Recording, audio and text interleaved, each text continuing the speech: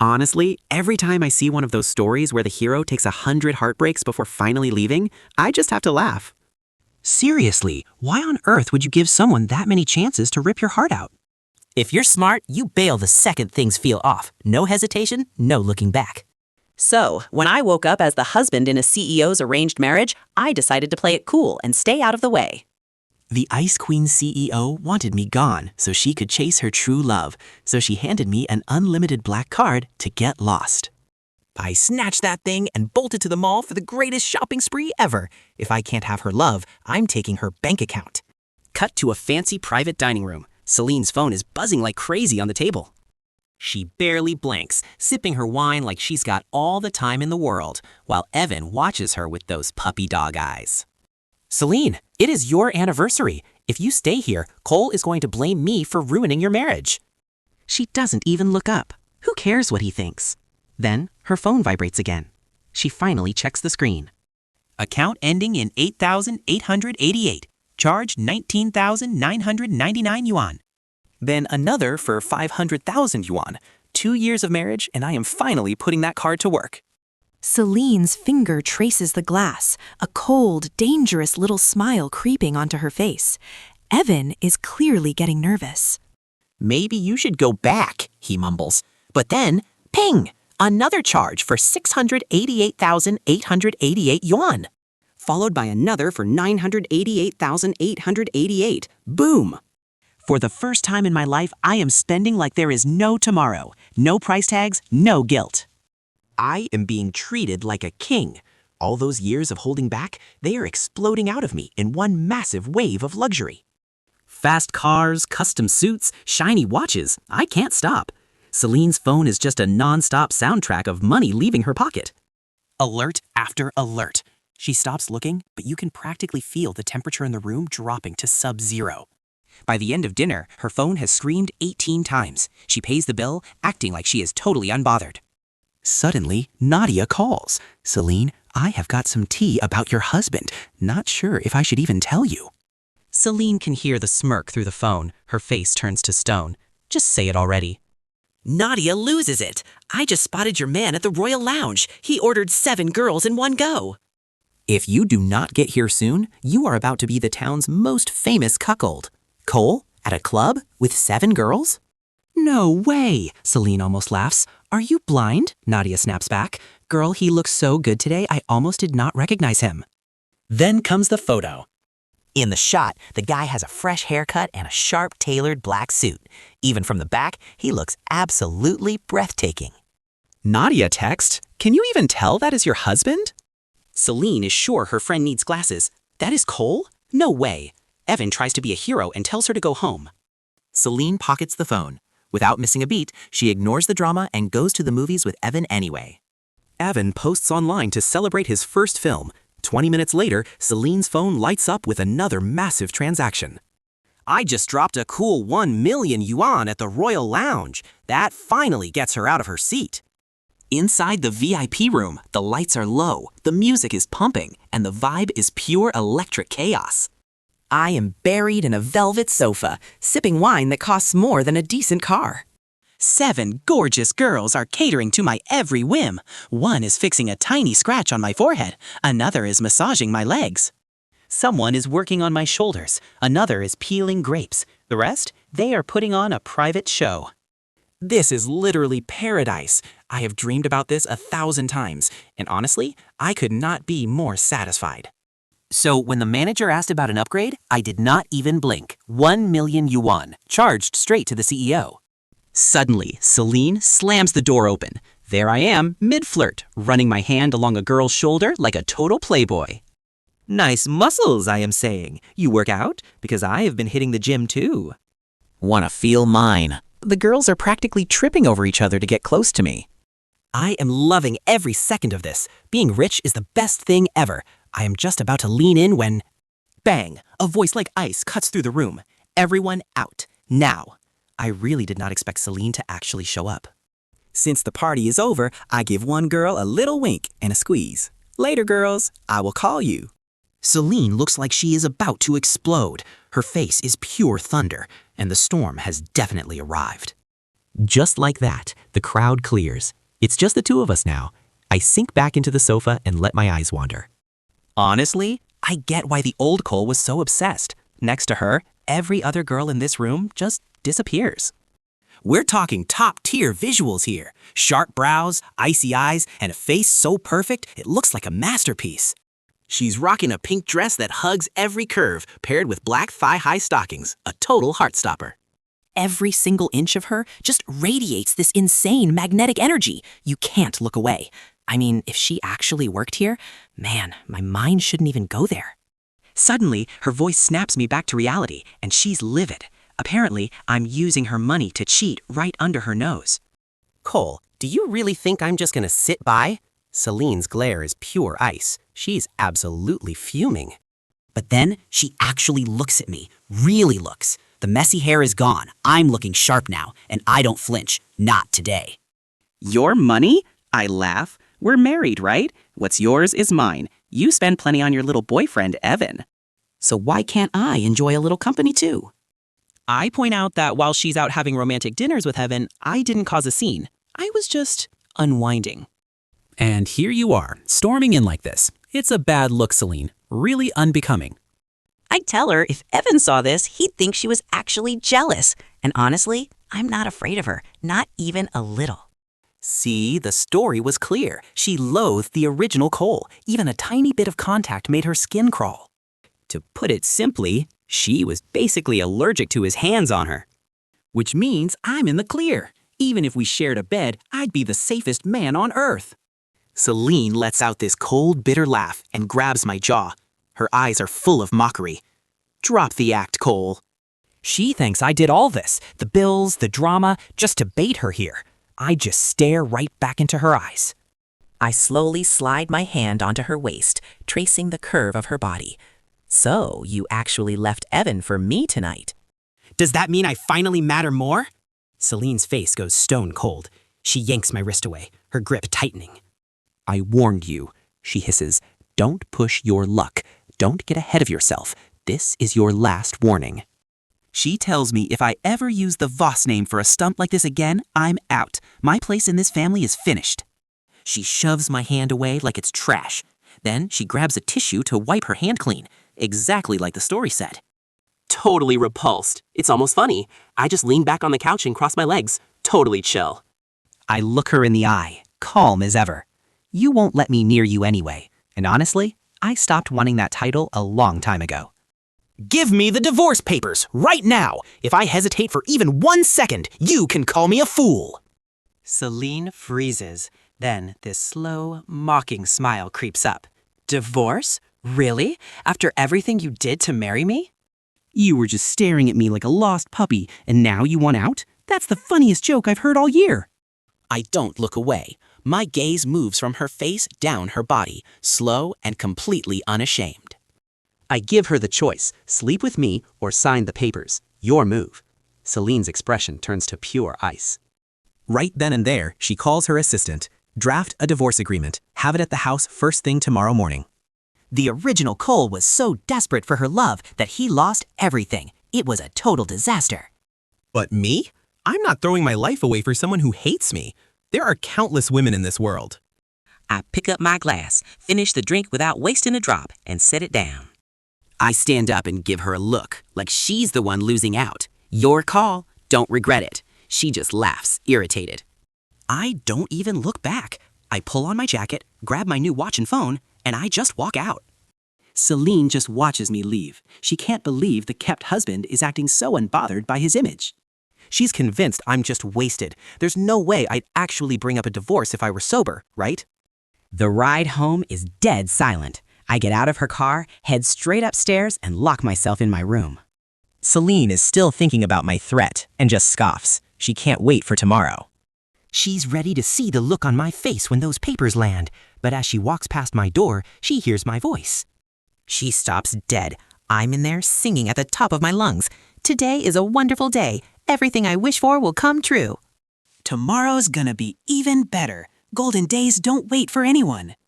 Seline listens to my absolutely unhinged singing and actually tries to burst in to shut me up, but the door? Locked. I click the lock into place. It's funny, the old Cole would have done anything to get close to her. Now, I'm the one shutting her out. And I don't stop there. I keep singing, louder and worse than ever, just to really drive the point home. Outside, Seline listens to the disaster for a second before finally walking away. Meanwhile, I'm officially claiming the master bedroom as my own. See, Seline hated the original Cole so much she'd moved into the guest room, leaving this massive suite all to him. Well, to me now. I scan the room, and wow, luxury everywhere. I'm running my hands over designer watches that probably cost more than my entire old life. The wardrobe is packed with high-end fashion, and honestly, I'm vibing. I'm literally singing while I explore my new kingdom. I end the night with a soak in a tub big enough for two. Then I slip into these insanely soft silk pajamas and collapse onto the most comfortable bed I've ever touched.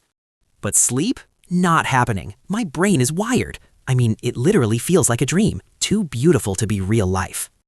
Next morning, Seline wakes up and, surprise, no breakfast on the table. For the first time ever, the devoted husband service is closed.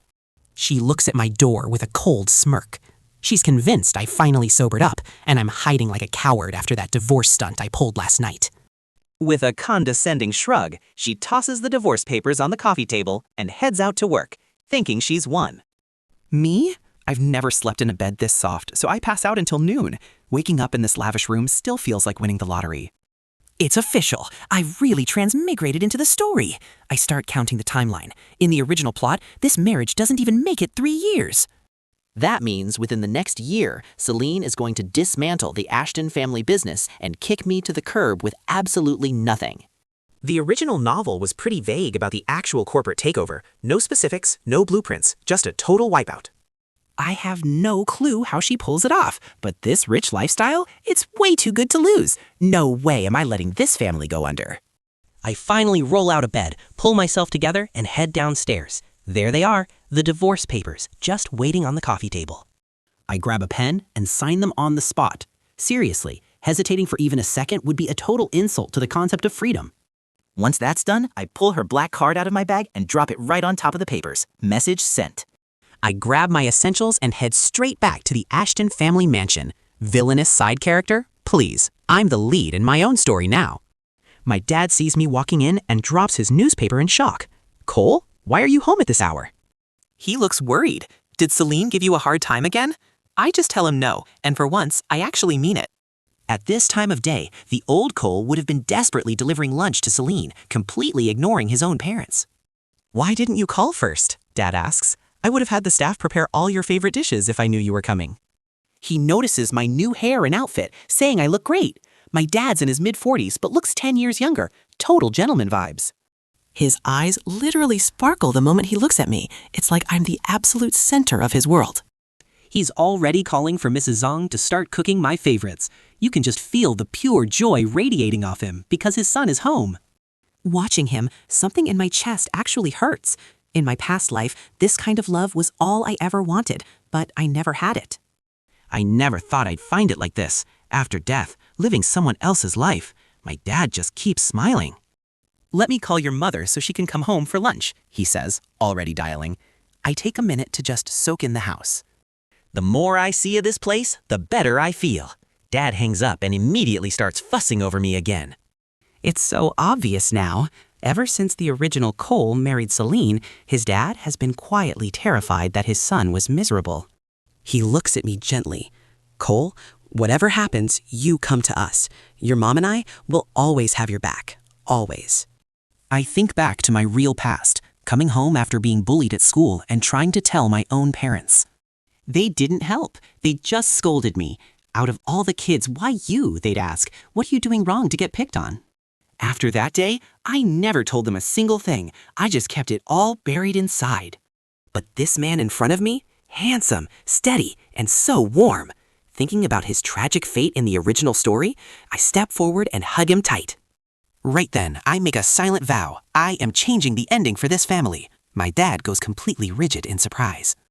How long has it been since his son held him like this? I keep my voice steady. Dad, I'm sorry. I've put you through so much these past few years, but that's over now. At those words, his eyes instantly well up.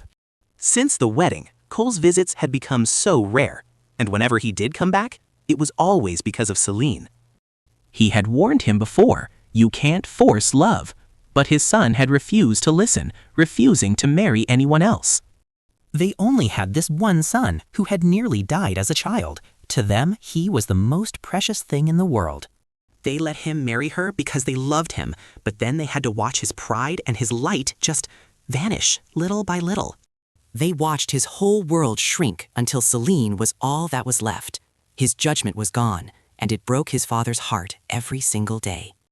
Every single time Cole came home with fresh wounds from Seline, Dad couldn't sleep. He was literally worrying himself to death over his son. Dad's voice is shaking now. I just want you to be okay, son. I can hear the catch in his throat.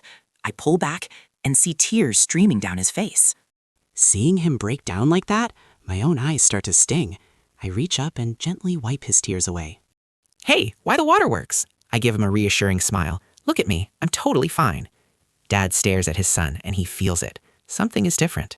Everything's changed. It's like he's looking at the boy from years ago. Just as lunch is ready, Mom walks in, and she's brought Elise with her. Now, Elise is the daughter of Mom's best friend. She's 3 years older than the original Cole. After she lost both her parents, she lived with her grandma. But let's be real, raising a kid alone when you're elderly is a massive struggle. So the Ashton family stepped up and took Elise in as one of their own. They backed her through everything, from grade school all the way through college. She worked part-time at the Ashton Group during her university days, and after graduation, she became Mom's absolute right hand. I steal a quick glance at her, only to catch her already staring right at me. In the original story, Cole only ever saw her as a big sister. While he was chasing Seline, he used to pour his heart out to Elise constantly about how much he loved that woman. He went to her for everything. Advice, schemes to get Celine's attention, even just a shoulder to cry on.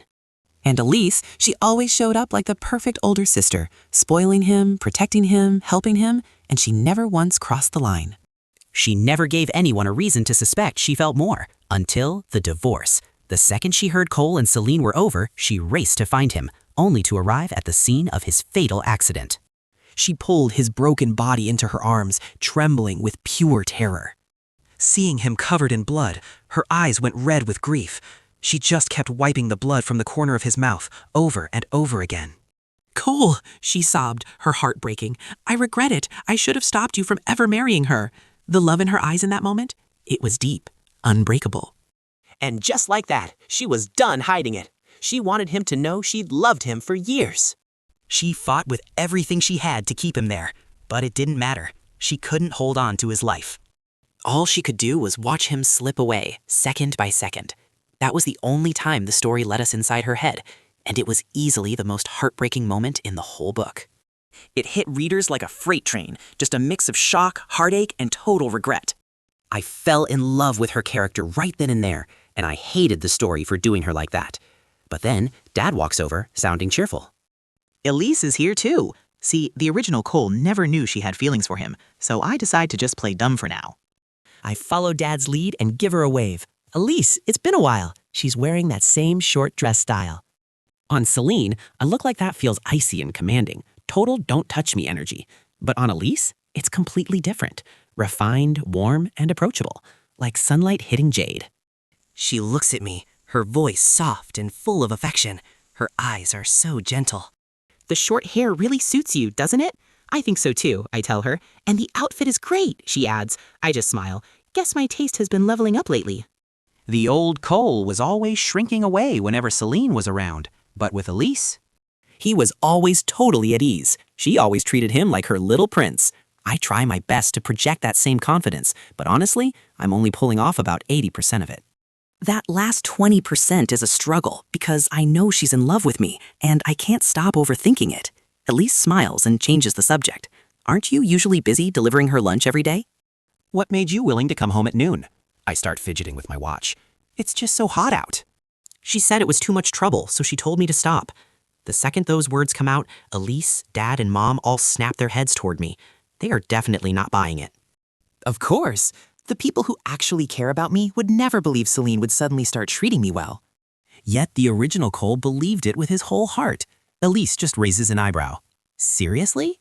I wave my hand at her dismissively. Look at these hands. Do they look like they belong in a kitchen? Let me see, Elise says. She looks up, her gaze steady and warm. They're nice. A guy's hands should look exactly like this. I don't know if it's just because I know her secret, but my face starts feeling warm. Acting natural around her is getting harder by the second. I could be bold at the Royal Lounge because there were no strings attached, no real feelings. But when it comes to real emotions, I'm completely out of my depth. I have no clue how to handle a crush I'm not supposed to know about, so I pivot. How's the company doing lately? Pretty good, Elise says lightly, but I press her. What does pretty good actually look like? She looks a bit surprised. We're eyeing a few major projects. If we land them, the company moves to a whole new level. I think to myself, a few big projects, overstretched cash, a funding chain ready to snap, and the Voss Group just waiting in the wings? Is that Seline's strategy? I cut right in. A few major projects? Can the company actually handle all that at once? I think the market conditions are pretty rough right now. The priority should really be stability. Let's be real. The market is trash right now. Honestly, staying safe is our only move. We've got to keep the cash flow steady to survive whatever storm is coming next. I can't just come out and say it, so I drop a subtle hint, praying she's sharp enough to read between the lines. Elise locks eyes with me, her gaze turning lethal. Since when, she asks, did you start giving a single damn about the family business? See, the old Cole wouldn't have known a balance sheet if it hit him in the face. I catch myself, quickly adjusting my watch and tracing the diamonds to play it cool. I just shrug and tell her I picked up a few things while hanging around Seline's office. That shuts her up for a second. I steal a quick glance at her, then decide it's time to turn up the heat just a little bit more.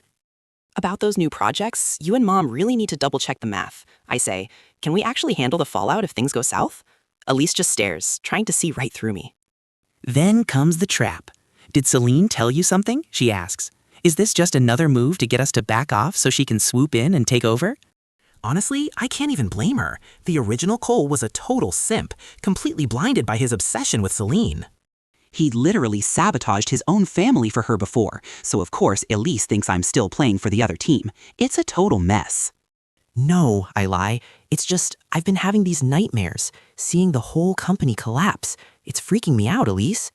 She doesn't buy it, not for a heartbeat. I hesitate, glancing at my parents, before leaning in close for the real play. I shield my mouth and whisper directly into her ear. Look, I overheard Seline. She's not just competing. She's planning to burn the whole Ashton group to the ground. I pull back instantly, but then I notice the tips of Elise's ears turning bright red. Wait, did leaning in like that actually fluster her? I definitely didn't see that coming.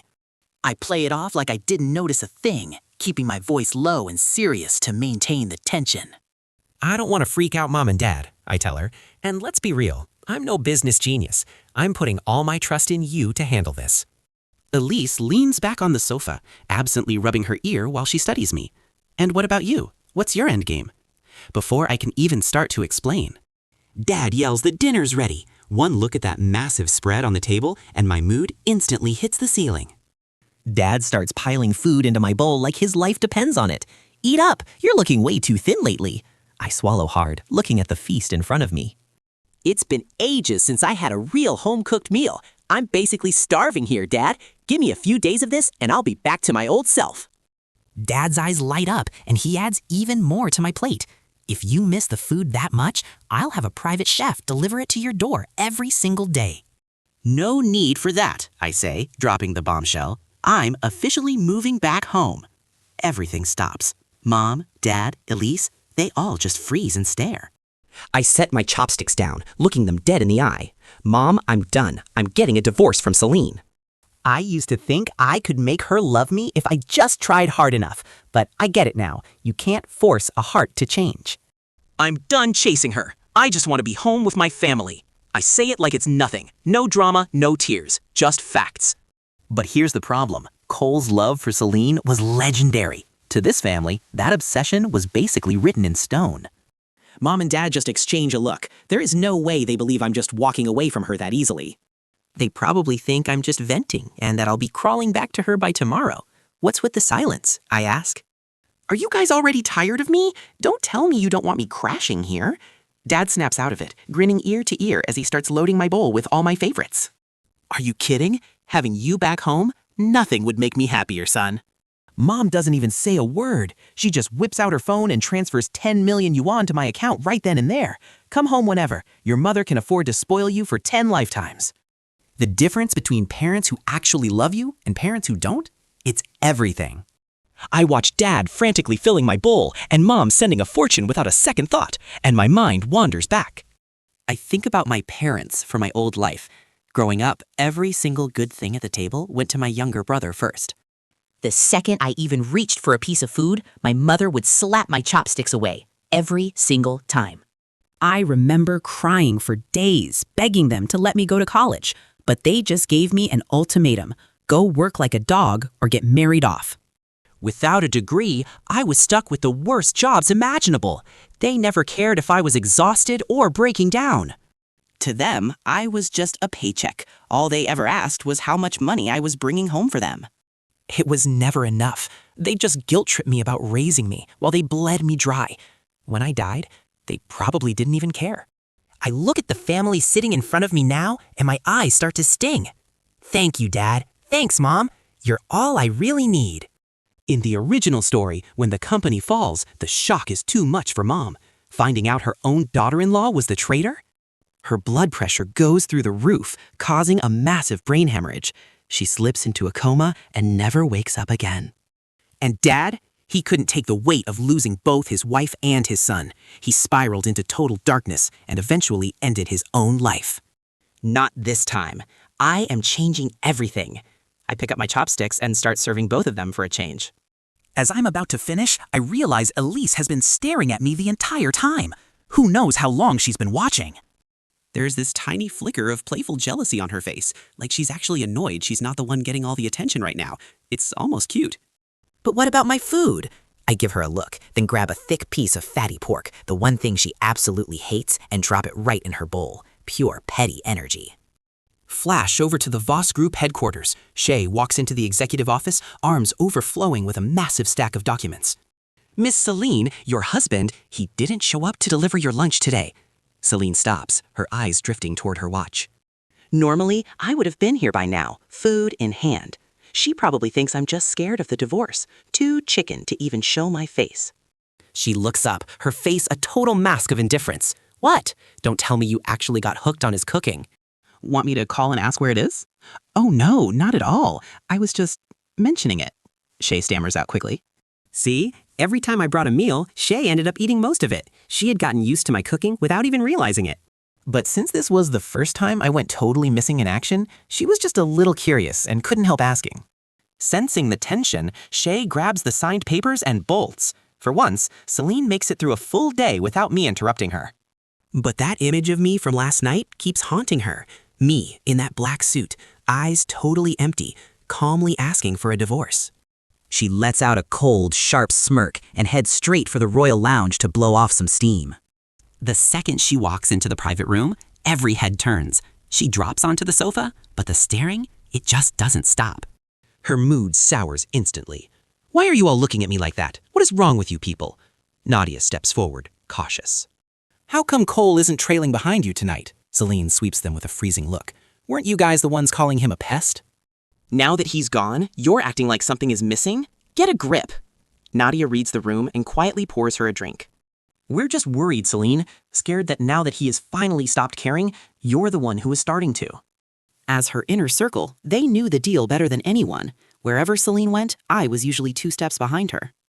I would never have come to the lounge looking for hostesses, and I definitely wouldn't leave her behind to go vacationing in Sonia. It really seems like I am finally done with her. Seline sees that same uh-oh expression on every single face around the table. Her face goes completely dark. If your eyes are just there for decoration, go donate them to someone who can actually use them. Nadia steps in to smooth things over. Look, as long as you don't care about him, that is really all that matters, right? Come on, everyone. A toast to Seline being temporarily free from her suffering. Seline raises her glass and drains it. She is totally tuned out of whatever they're saying. That is, until she catches a glimpse of a phone screen mid-sip. Nadia holds up her phone. Look, I know Cole basically forced this marriage on you, and yeah, it was a total humiliation. But honestly, with those looks and that body, he's a catch. How did you go 2 whole years without touching him back when you were his world? I used to have the contact of every person in her circle, which meant they could all see my social media posts. And back then, my entire feed was basically a dedicated Seline fan page. Every single post. I was either marking my territory to show off the relationship or posting sappy love letters that made everyone cringe and gag. Since Seline had me blocked, her friends would screenshot my thirsty posts and drop them in the group chat just to mock her. But just 2 hours ago, everything changed. I wiped every trace of her from my profile and posted a 9-photo grid of a stunning sunset in Sonia. The caption, with the person who loves me most, watching the most beautiful view. Life is good. Absolute mic drop. Seline notices everyone is glued to their phones and casually leans over to see what the hype is all about.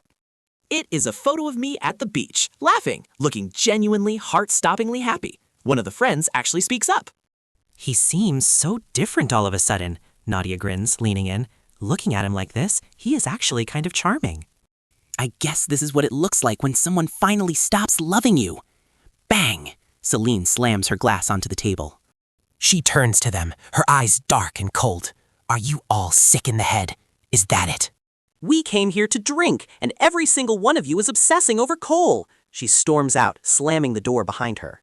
She slides into her car and yanks at her collar, suddenly restless. She pulls out her phone and opens my profile. And that is how she finds out I have ditched everything to go to Sonia. She is scrolling through the evidence now. In the photos, my eyes are bright and clear. There is a smile on my face like literal light is pouring out from inside.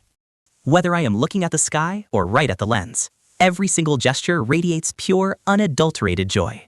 My eyes held something like all the beauty in the world, clear, vivid, and full of life. A feeling of quiet, unhurried peace. This was the real me, not the version whose eyes were always drowning in longing or burning with petty jealousy over her. Not the pathetic husband who hid behind a title, always paranoid, possessive, and starting drama for no reason at all.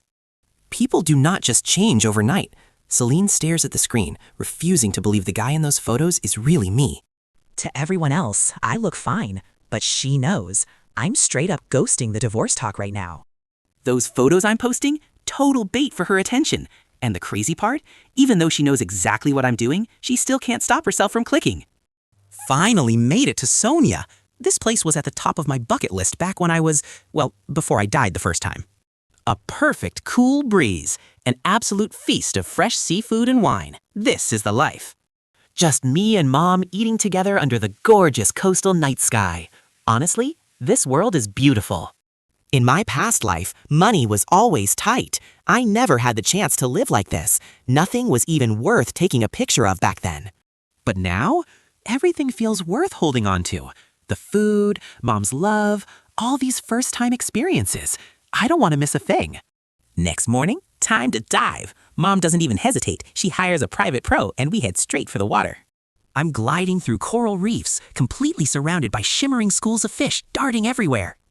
Free, relaxed, more alive than I've ever felt. Blue skies, crystal water, and the perfect wind. It's an absolute vibe. Diving all morning, surfing all afternoon. I can't even describe how happy I am. That evening, I'm cooling off after a shower and grab my phone. Only to see a message from my little spy from the old Cole days, some trending drama about Seline and Evan. I take a quick look. They're caught in a photo together, but no real scandal. Honestly, I'm almost bored for them. I'm about to tell him I'm done with the updates. I'm over her, when Elise video calls me. Having fun? The best time, I say, and I mean it. Elise just hopped out of the shower too, still drying her hair with a towel. Without any makeup, her gaze has this depth she doesn't usually show. Her skin is just glowing and flawless. Soft red lips, that perfect mix of mature woman and pure girl. Gentle as jade, but trust me, she's all woman. My heart skips a beat. Then she tells me she wants to come too. My response? Stick to your job. I glance toward the bathroom. Mom's still in the shower, so I drop my voice. Listen, what I said before, I wasn't joking. The Voss group is about to move against the Ashton group. You've got to be ready. The whole company is counting on you. Elise goes quiet, watching me through the screen.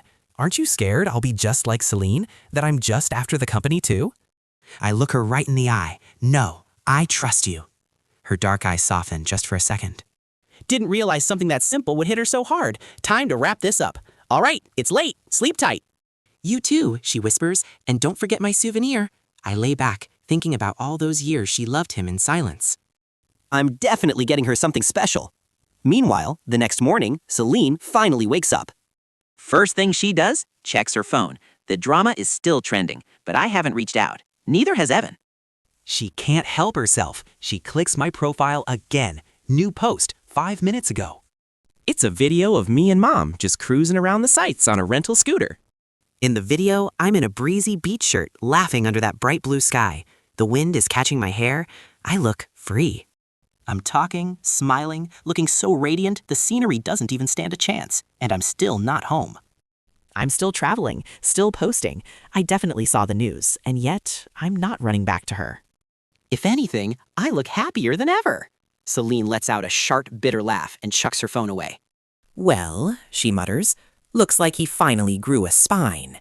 She's waiting to see how long I can keep this up, but her day is slammed. By the time she hits the hotel that night, she's absolutely wiped, just collapses onto the sofa, exhausted.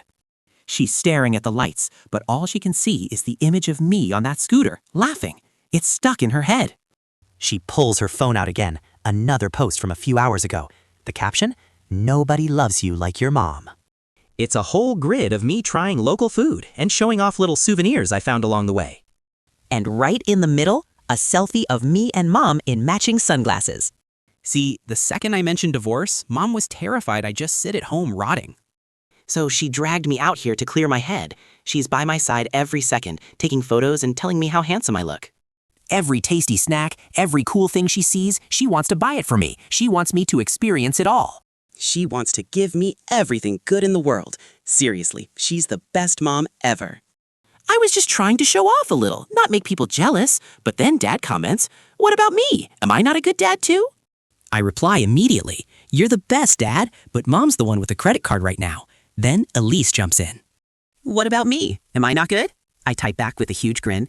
"You're wonderful. Best in the whole world." Back to Seline. She's tugging at her collar, trying to breathe, but that suffocating weight in her chest, it's not going anywhere. 3 long days. 3 days without a single word from me. And honestly, I'm loving it. I'm getting happier by the day.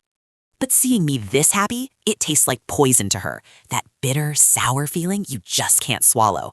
Then, buzz, a message from me. The pressure in her lungs just vanishes. She finally cracked. She couldn't hold back anymore. For the first time, she opens our chat with, dare I say, anticipation? But my message? Cold, blunt, straight to the point. The divorce papers have been signed for days now. Should we go finalize this or what? Seline just stares at those words. Something shifts behind her eyes. Her grip on the phone tightens, then tightens even more. After a long silence, she finally leaves and drives home. But the house that always had the lights on for her, it's pitch black tonight. Only the lonely glow of a street lamp remains outside. She flicks on the hall light and steps inside. Silence. The house is empty. There's no one waiting for her anymore. On the coffee table, the divorce papers are waiting, with her black card resting on top. She picks it up. My name, Cole, signed by hand. It's official. The paper crumples in her fist. Something stirs deep down, something she's still too afraid to name. The man who was burning with jealousy over her just days ago is now the one asking for a divorce. Impossible! Seline lets out a cold, disbelieving laugh. Meanwhile, back at the Ashton home, Mom's handing out local treats to the staff. Cole specifically said to bring some back for all of you to try, she tells them. Everyone gets their share, smiling and thanking her warmly. The whole house is just glowing with good vibes. Dad's having his after-dinner tea. Elise is on a work call. The house is huge, sure, but it doesn't feel empty. It's warm, it's good. I'm just chilling with my phone, watching Celine's silence stretch on. I figure I'll call her in a bit. Suddenly, Elise drops down right next to me. Where's my gift? I look up and see it, that quiet, eager spark hiding in her eyes. Seeing her like this, all warmth and gentle hope, man, it's hard not to have a soft spot for her. I grab my bag and pull out 2 small nightlights. One is a seashell I found myself, totally handmade at a little craft stall. The other one I bought at a shop. I hold them both out to her. Which one do you want? Ellie looks at both. Who's the other one for? I know what she's really thinking, but I play it cool. For myself, I say. Elise smiles and picks up the seashell light, turning it over slowly in her hands like it's made of gold. Mom finishes with the souvenirs and spots the light in Elisa's hands. She casually mentions, Cole made that one himself, you know. Elisa's head snaps up instantly. The pure delight in her eyes? Unreal. You actually made this? See, the original Cole only ever made things for Seline. Elise has loved him in secret for years, and this is her first handmade gift ever. You can only imagine what that feels like for her. Me? I just try to keep a straight face. What, you don't like it? Give it back then. But Elise just looks at me softly. I love it, she whispers.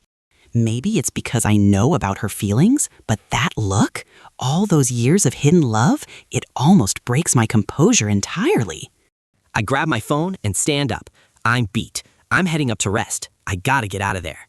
Back in my room, I check the phone. Seline finally replied. Tomorrow morning, 9 a.m., Civil Registry Office. In the original story, Seline destroyed the Ashton group and left Cole with absolutely nothing. But if we divorce early, does that mean I can save my family's fate too? The thought alone puts me in a great mood. I take a bath and set an alarm just to be safe. But the next morning, my eyes snap open before the alarm even rings. The thought of finally being free? Yeah, that'll get you out of bed early every single time. I take extra care getting dressed and head downstairs. Dad's already finished breakfast and left for the office. Mom's in the living room, trimming flowers from the back garden. She sees me and tells me to sit for breakfast.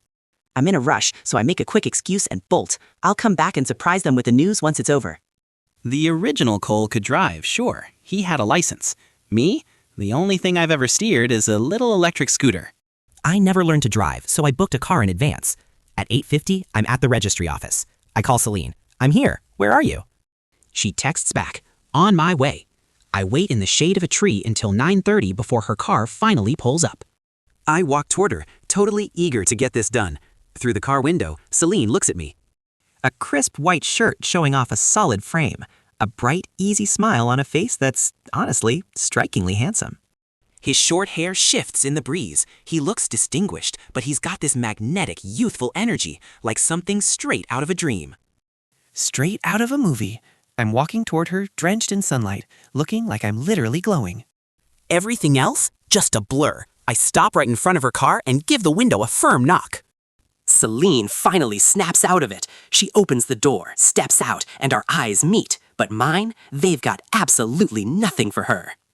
No longing, no sadness, just a bright, easy smile that's completely alien to her. It's the last thing she expected to see today. I give her a calm, steady look and say, let's go. Then I just turn and walk away. I'm not even waiting. My steps are so light, I'm basically floating with excitement. That's when it finally clicks for Seline. This isn't a game. I actually, truly want this divorce. She just stands there, watching my back, and in that moment, all those memories of being forced into this marriage come flooding back to her. More than 2 years later, and it's still as vivid as yesterday. To her, being forced to marry me was a humiliation she could never, ever forgive. Ever since the wedding day, she's been counting down the seconds until she could finally wipe that shame away for good.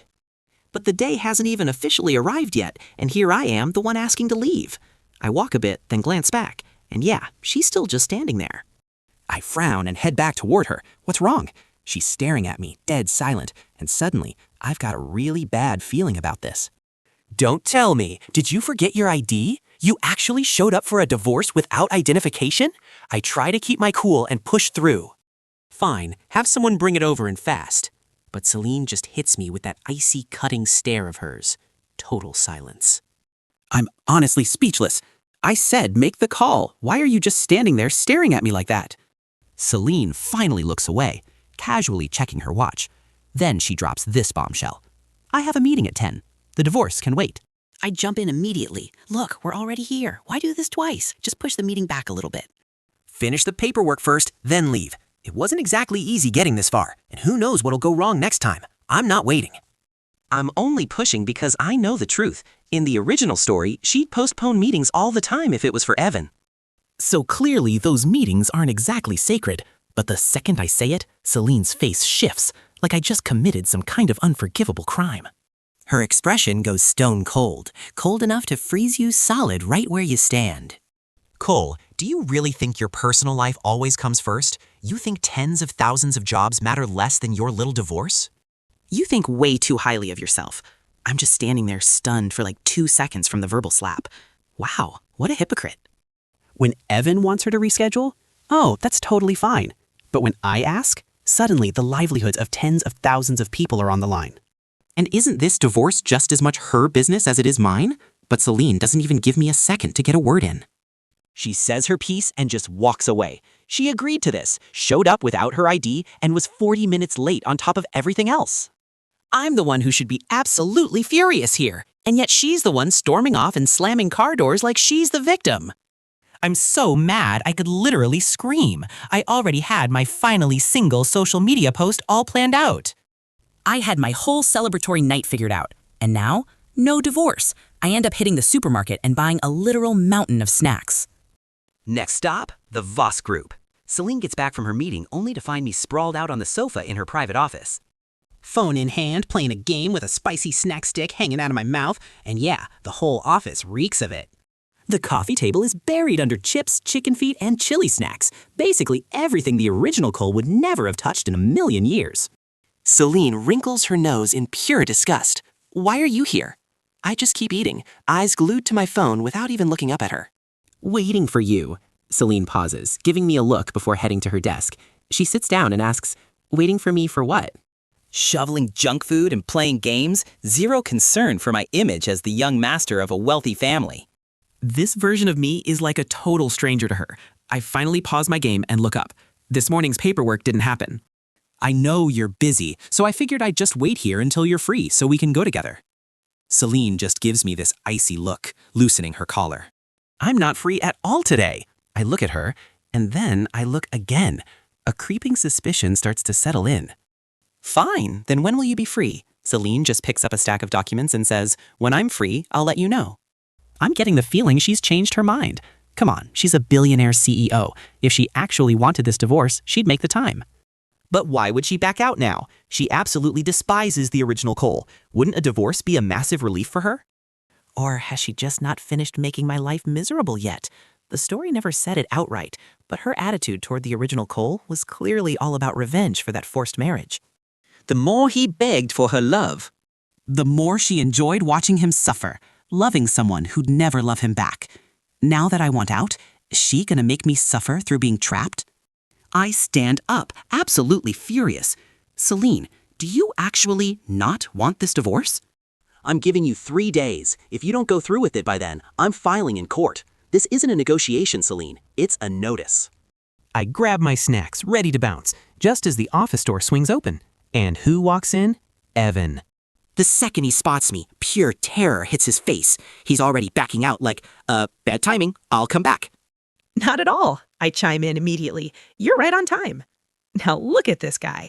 Our story's male lead is the definition of clean-cut and gentle. Soft features, slight build, the kind of puppy dog face you'd want to protect at all costs.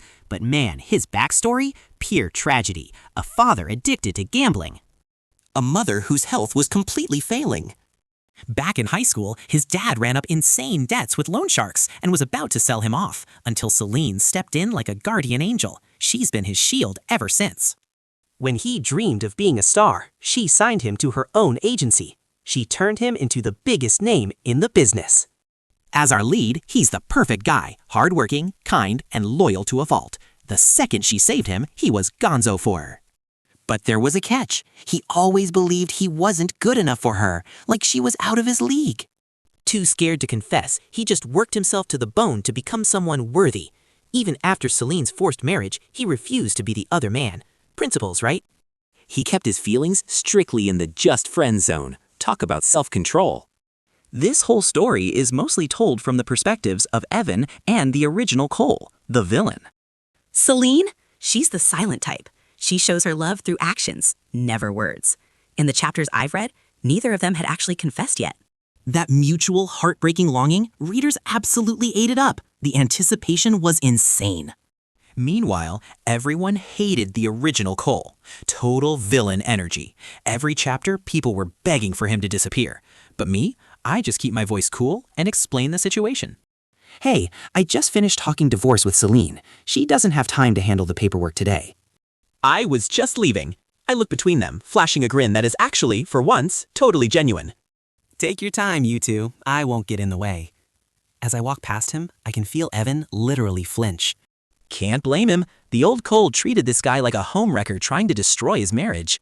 He used to sabotage Evan every chance he got, even hired thugs to ruin his career more than once. Seriously, a textbook piece of work. To clear my reputation, I step out and get this, considerately pull the door shut. Evan just stands there, jaw on the floor, totally thrown. Seline stares at that closed door, and her face goes dark. Evan nervously steps forward, clutching a gift bag from his trip. Then he spots the pen in her hand. She was pressing it so hard into the document that the ink is smearing everywhere. She finally pulls her gaze away. Why are you here? Evan forces a smile and sets the bag down. Got these in Zhengcheng. Thought you'd like them. And thanks for finding that specialist for my mom. Then his voice drops, quiet, intense. Are you really divorcing Cole? Back to me. I'm strolling out with my snacks when I bump into Shay. She's got a mountain of paperwork for Seline to sign. I stick my arm out. Path blocked. Hold up, your boss is busy with something important. The documents can wait until Evan leaves. Shay looks at the door, then back at me, totally lost. Wait, Evan is in there? Yup, Evan's in there, and here I am, playing bodyguard so no one disturbs them. I pop open a bag of snacks and offer her some. Want some? Shay eyes the bag. She's a total foodie. She can't say no. She grabs a pack of spicy chicken feet. Thanks, sir. I give her a little pro tip. Use your head from now on. When Evan comes to see her, don't you dare interrupt. I walk off. Hey, helping them hook up is basically helping myself. The faster they stop holding back, the faster I get my freedom. I need this divorce like yesterday. Going to court to prove the marriage is dead? Way too much of a headache. Shay munches away until Evan finally leaves. She heads inside with the papers, but she just can't keep her mouth shut. You won't believe what he told me. Seline looks up. He said he couldn't come in until Evan left, and that I should never interrupt you two again. Smack! Seline hurls a folder right at her. She is absolutely livid. Who pays your salary, him or me? Shay catches it, but she's brave. But don't you think he's different? He's not jealous anymore. He's actually pushing you and Evan together. Seline just gives her this terrifying, ice-cold look. Got too much free time on your hands, Shay? That's the signal. Shay shuts up, grabs the papers, and bolts. Seline drops her pen. That tiny smirk on her face, it turns cold, degree by degree. Her eyes go dark, deep in thought. No divorce today. Meanwhile, I'm finally out of that building. It's nearly noon. I hail a ride and head home to see Mom. After lunch, I start Googling nearby driving schools. I've got a garage full of supercars, and I can't drive a single one. Talk about torture. The original Cole had a license, so I better get mine fast. Look, I just need to learn how to drive, period. A real school with a proper training track is exactly what I need. I book a slot over the phone, call a ride, and get moving. In this world, money makes everything happen. The owner sets me up with a private lesson, and she is gorgeous. Plus, she has the patience of a literal saint. You get what you pay for, right? I am a total disaster behind the wheel, but she doesn't even flinch all afternoon. Just constant encouragement and steady vibes. Emotional support, 100%. By sunset, I can just barely manage to stay on the road. So as a thank you, I take her out for a nice dinner. Meanwhile, Seline is finishing work when a message hits her phone from Nadia. Seline, we messed up last time. We weren't thinking about you. Dinner is on us tonight. Let us make it up to you. Seline hesitates, then grabs her jacket and heads out. 20 minutes later, she walks in and boom, there is a familiar face, laughing with that annoying, effortless charm. She gets closer and hears me just laying on the compliments with absolutely zero shame. I mean, with your looks and that figure, a girl with this much going for her, teaching at a driving school, total waste of talent. Turns out, she is not even a real instructor. She is the owner's daughter, just helping out. Her mom forced her into it since they were short-staffed. I burst out laughing. Then suddenly, I feel a gaze like ice on my back.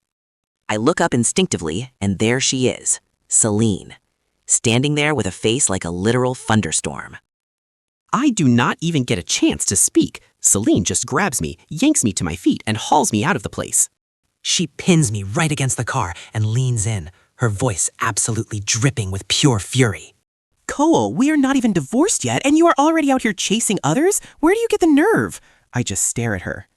Honestly, what a waste of a gorgeous face. That temper is just explosive. I rub my sore wrist.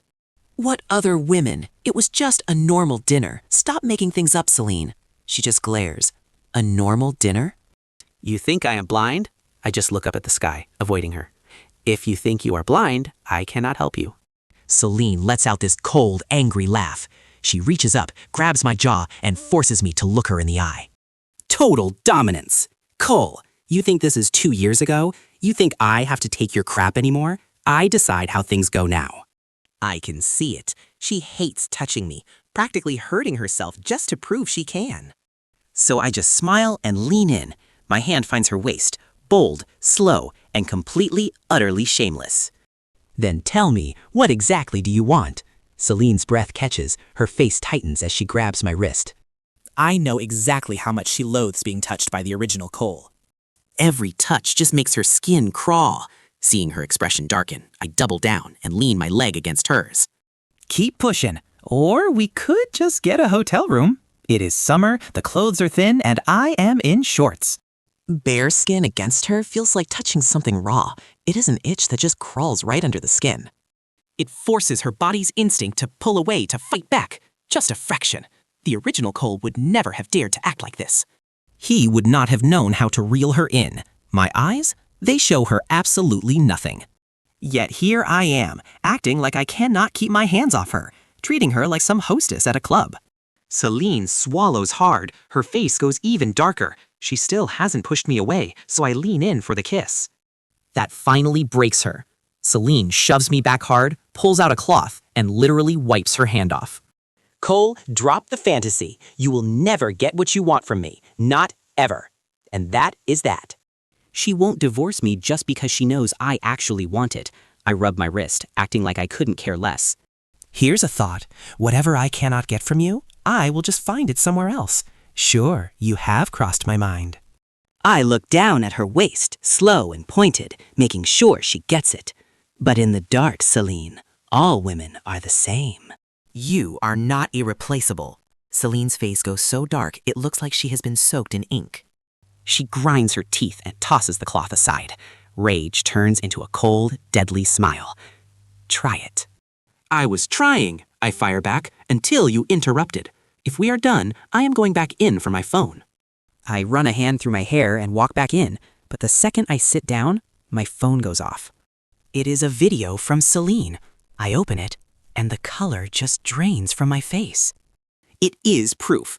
The original Cole arranging Evan's kidnapping, shoving someone into traffic, causing an accident. Even footage of him ordering people to rough Evan up. Any of this goes to the cops, and I am gone for years. Before, Seline played nice just to keep the peace with the Ashton family. Not anymore. Now she's baring her claws, which means she's officially done being afraid of them. Look, I just started this whole living my best life thing. I didn't transmigrate into this story just to end up staring at the walls of a prison cell. While my brain is spiraling, a text pings from Seline. 2 minutes. Get up here, quietly. Every fiber of my being hates being backed into a corner like this. But prison? Yeah, that's way worse. Lily, my driving instructor, catches the look on my face. She slides a glass of water my way. You okay? Sorry, I tell her. Something came up. Take your time, she says, being way too nice about it. I settle the bill in a heartbeat and rush upstairs to the private room to face whatever storm Seline has waiting for me. Here's the catch. Nadia had actually gotten to the restaurant early and caught that whole moment by the car. She snapped a photo and blasted it to everyone in the room. From her angle, it looked like Seline was practically pinning me down in this super dominant, aggressive embrace. They'd all crowded the window to watch the drama unfold, just in time to see me walk away without even looking back. Now, they're totally convinced Seline forced herself on me, and that I'm completely over her. The second Seline walks in, Nadia is already pouring drinks. Nobody says a word about me. But then, I push the door open, and all three of them just freeze. Nadia, sharp as ever, immediately jumps up and clears the seat right next to Seline. She even sets out a fresh, unopened pair of utensils. I give a casual wave. Hey everyone! I lock eyes with Seline and walk over. The three of them start whispering and trading looks like I'm invisible. Standard treatment, honestly. I swallow my frustration, stab my chopsticks through the plastic wrap on my bowl, and lean in toward Seline. I keep my voice low. What's this really about? Seline just gives me this ice-cold smirk. I just want you a bit more obedient. My hand tightens into a fist. Seriously, this woman's only hobby is making my life a living hell. I flash a fake-as-hell smile, pick up my chopsticks, and start serving her. Of course, darling. You say east, I go east. Not a single step west. You want the bed warmed? I'll warm a lot more than just the bed. Seline gives me a side eye and clicks her empty glass onto the table. I refill it instantly. Look, I've been driving all afternoon. I'm absolutely starving. She doesn't stop me, so I just dig in like it's my last meal. I finish the first bowl while everyone stares, then I go back for seconds. I give them a cheerful look. Would you like some? I can get yours too. They look even more stunned than before. Think about it. The guy who used to have eyes only for Seline is now offering to wait on the entire table. Then, out of nowhere, Seline, the one who usually hates my attention, actually speaks up. Since you're so eager to help, peel this entire bowl of shrimp for me. I like them. My fist clenches. This absolute woman. I don't even bother peeling shrimp for myself. I sit down with a smile that definitely doesn't reach my eyes. Anything for you, darling. I pull the bowl over and start peeling while racking my brain for a way out of this situation. I refuse to let her keep holding this over my head forever. I get so lost in my own thoughts that on total autopilot, I start popping the peeled shrimp into my own mouth. The girls look at me, then it's Seline. You can practically see the gossip sparks in their eyes. Seline just watches me casually enjoy her shrimp with this unreadable expression. Something's brewing. I finally snap out of it when I feel a gaze cold enough to freeze anything it lands on. Panicking, I take the next shrimp meant for my mouth and shove it straight into hers instead. Just testing it for you. Perfectly safe. No poison. Seline is so shocked, she just starts chewing. And just like that, the ice in her eyes thaws. Just a tiny bit. Old Seline would have been grossed out by me even touching her bowl, but now I just hand-fed her, and she actually seemed to like it. The room explodes. Zoe, Celine's other friend, raises her glass. Could you two please think about the feelings of a single people dying over here? Nadia joins in too. Seriously, you two have a very strange idea of what being sweet looks like. Inside, I'm seething. This teasing is the last thing I need, but I have to keep playing the devoted husband. Zoe twirls her glass, mocking me. She's a lot of work, isn't she? Ever thought about falling for someone easier? I just feed Seline another shrimp. I look at her with warm, devoted eyes. Every inch the man who sees no one else. She's high maintenance, sure, but look at her. She's gorgeous, untouchable, and has a figure like that, I'm sold. Seline watches me lie through my teeth, smiling like a saint, while I'm secretly grinding my molars to dust. Then something shifts. A tiny trace of a smile creeps in. I'm internally cursing her out. This woman is a total psychopath. Dinner finally ends, and as we're walking out, I'm already dreaming of home. Then Seline tosses me the keys. You drive, I've been drinking. Apparently, she doesn't know how to drive. Great. The original Cole was a pro behind the wheel, so I can't exactly say no without looking suspicious. I watched Seline hop into the back, and now I'm the chauffeur. Thank God I spent all afternoon practicing how this thing even works. But night driving for a total newbie? Pure nightmare fuel. I'm gripping the wheel, focusing like my life depends on it, and keeping our speed at a literal crawl. Seline just leans back, watching me drive this high-end luxury beast at the speed of a lawnmower. She's definitely wondering what kind of game I'm playing. She scoffs, clearly annoyed. Could you go any slower? Meanwhile, my palms are sweating buckets on the steering wheel. All my focus is on the asphalt. I'm at my limit here. No distractions. Stop talking to me, I tell her, and I mean it. Celine's face goes cold. Cole, do you forget who you're speaking to? Then, boom! The car suddenly surges forward like a literal rocket. The speedometer's climbing fast, and my brain totally fried. Seline can feel the car just taking off into this reckless, terrifying sprint. We're flying toward traffic, and I'm not slowing down. It looks like I'm on a suicide mission, and Celine's expression turns dead serious. Cole, are you crazy? Brake! I'm panicking, slamming down as hard as I can, and then the realization hits. I've got the pedals mixed up. That was the gas. I finally stomp on the real brake, but it's a second too late. Before we even realize what's happening. Impact! A massive crash, then silence. I blink, trying to clear my head, but my neck and head are absolutely throbbing with pain. Seline growls my name, her voice trembling with pure rage. Cole, are you trying to kill us? I just turn and look at her. I was fine until you opened your mouth. Oh, she is livid. I can practically see the thunderclouds over her head as she grits her teeth. So this is my fault? She asks. But I just shrug, totally unfazed. No, it's mine. I'm pathetic, honestly. Your voice flustered me so much I forgot which pedal was which. I say it with a straight face, no shame at all. Then I just hop out of the car. Seline just lets out this laugh, completely exasperated. She can't even believe me right now. Her face is ice cold as she calls Shay to clean up the mess. She hangs up and shoots me another look. I'm over there rubbing my sore neck, leaning down to talk to the person I just rear-ended. I look, well, genuinely sorry, like a normal human apologizing for a mistake. This me is nothing like the guy she knew. The original Cole, he didn't apologize to anyone, ever. Well, except for her. He was a spoiled, reckless brat. Even when he messed up, he acted like the world owed him an apology. In a crash like this, the old Cole wouldn't have even stepped a foot out of the vehicle. He would have made one phone call, let someone else handle the drama, and never thought about the other driver again. Then, her car door opens. Are you okay? I ask, and I really mean it. A young woman steps out, wincing as she rubs her neck. She's got a bruise starting to form on her forehead, which is a shame because she's gorgeous. I get a good look at her face, and man, I feel terrible. My guilt doubles instantly. I recognize her. She's the lead in Evan's new drama, The Rising Star. Let's call her Lily Rose.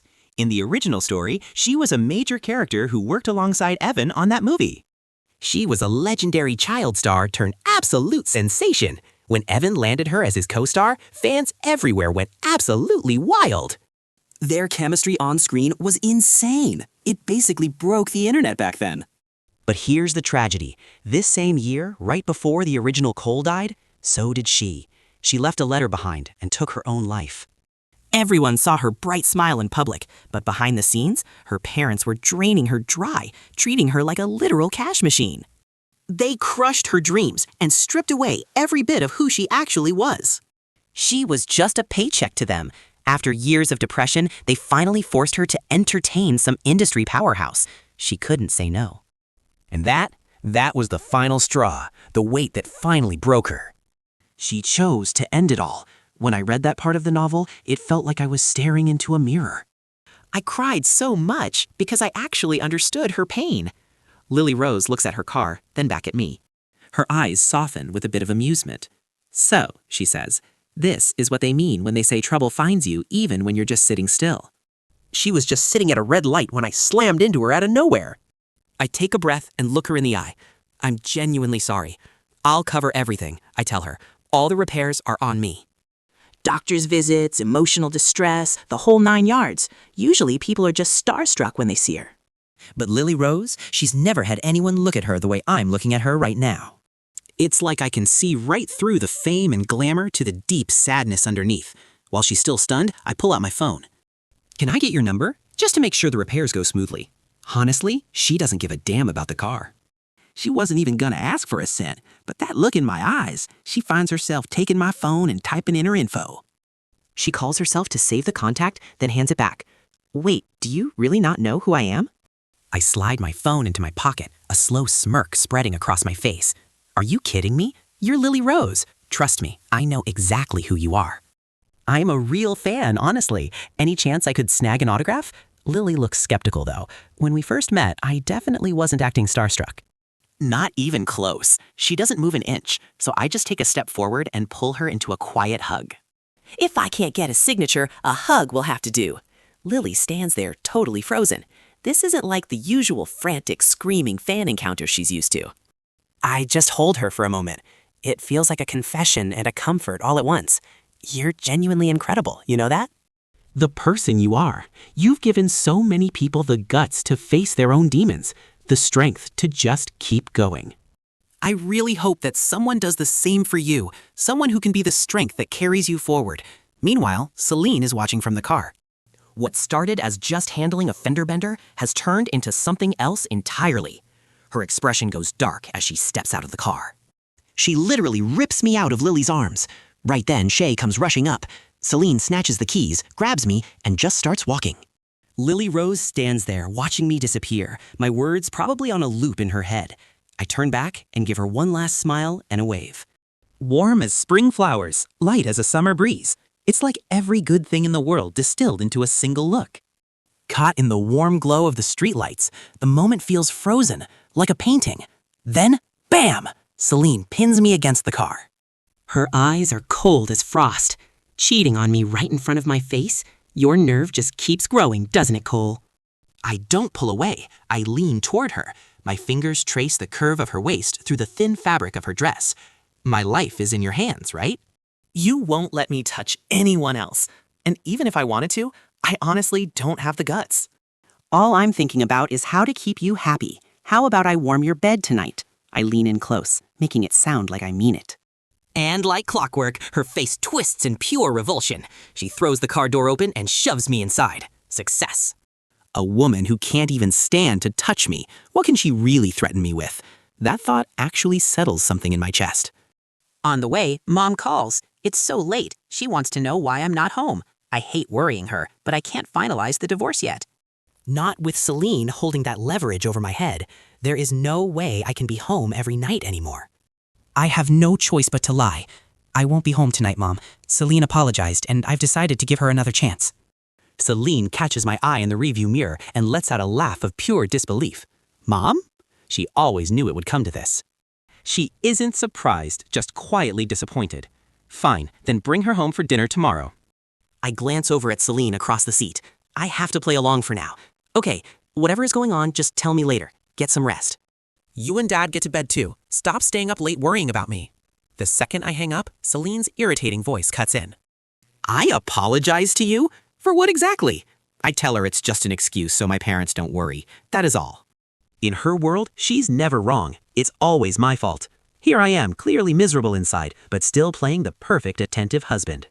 It probably gives her some twisted satisfaction, the thrill of having me completely under her thumb.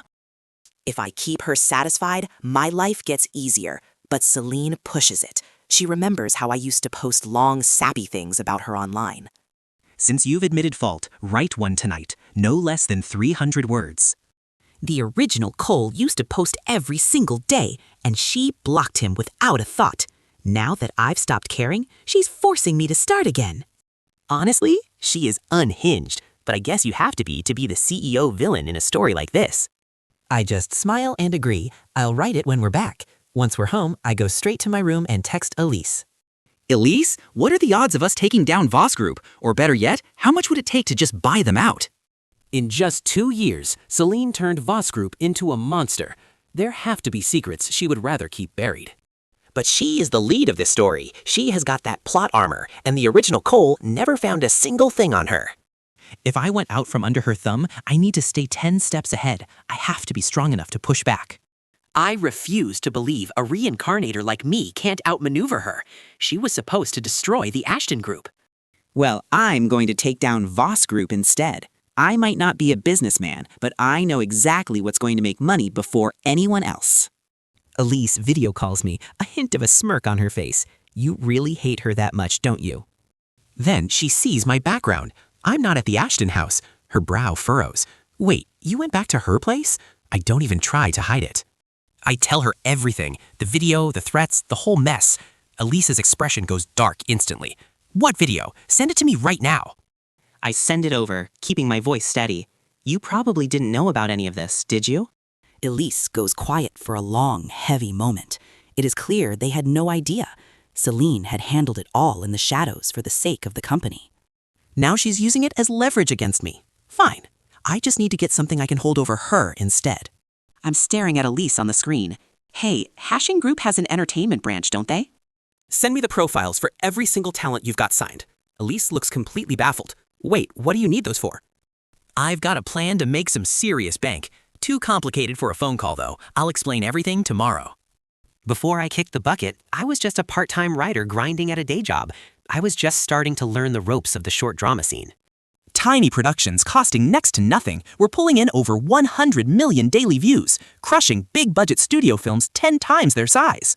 And the best part, they move fast, like crazy fast. You can churn out multiple shows in a single month. All you really need? Hot leads and acting that's, well, passable enough. The stories are pure trashy fun, absolute nonsense if you actually think about it for more than a second. But everyone's hooked. They talk trash in the comments while dying to see what happens in the next episode. In this short-form era, these mini-dramas are basically a massive goldmine just waiting to be tapped. See, in this world, short videos are just starting to blow up. No one has even thought of short dramas yet. The industry here is stuck in the past. No reincarnation, no isekai tropes, no power fantasies, nothing. It's wide open. If I take every hit I remember and drop them all at once, game over. Nobody will be able to touch me.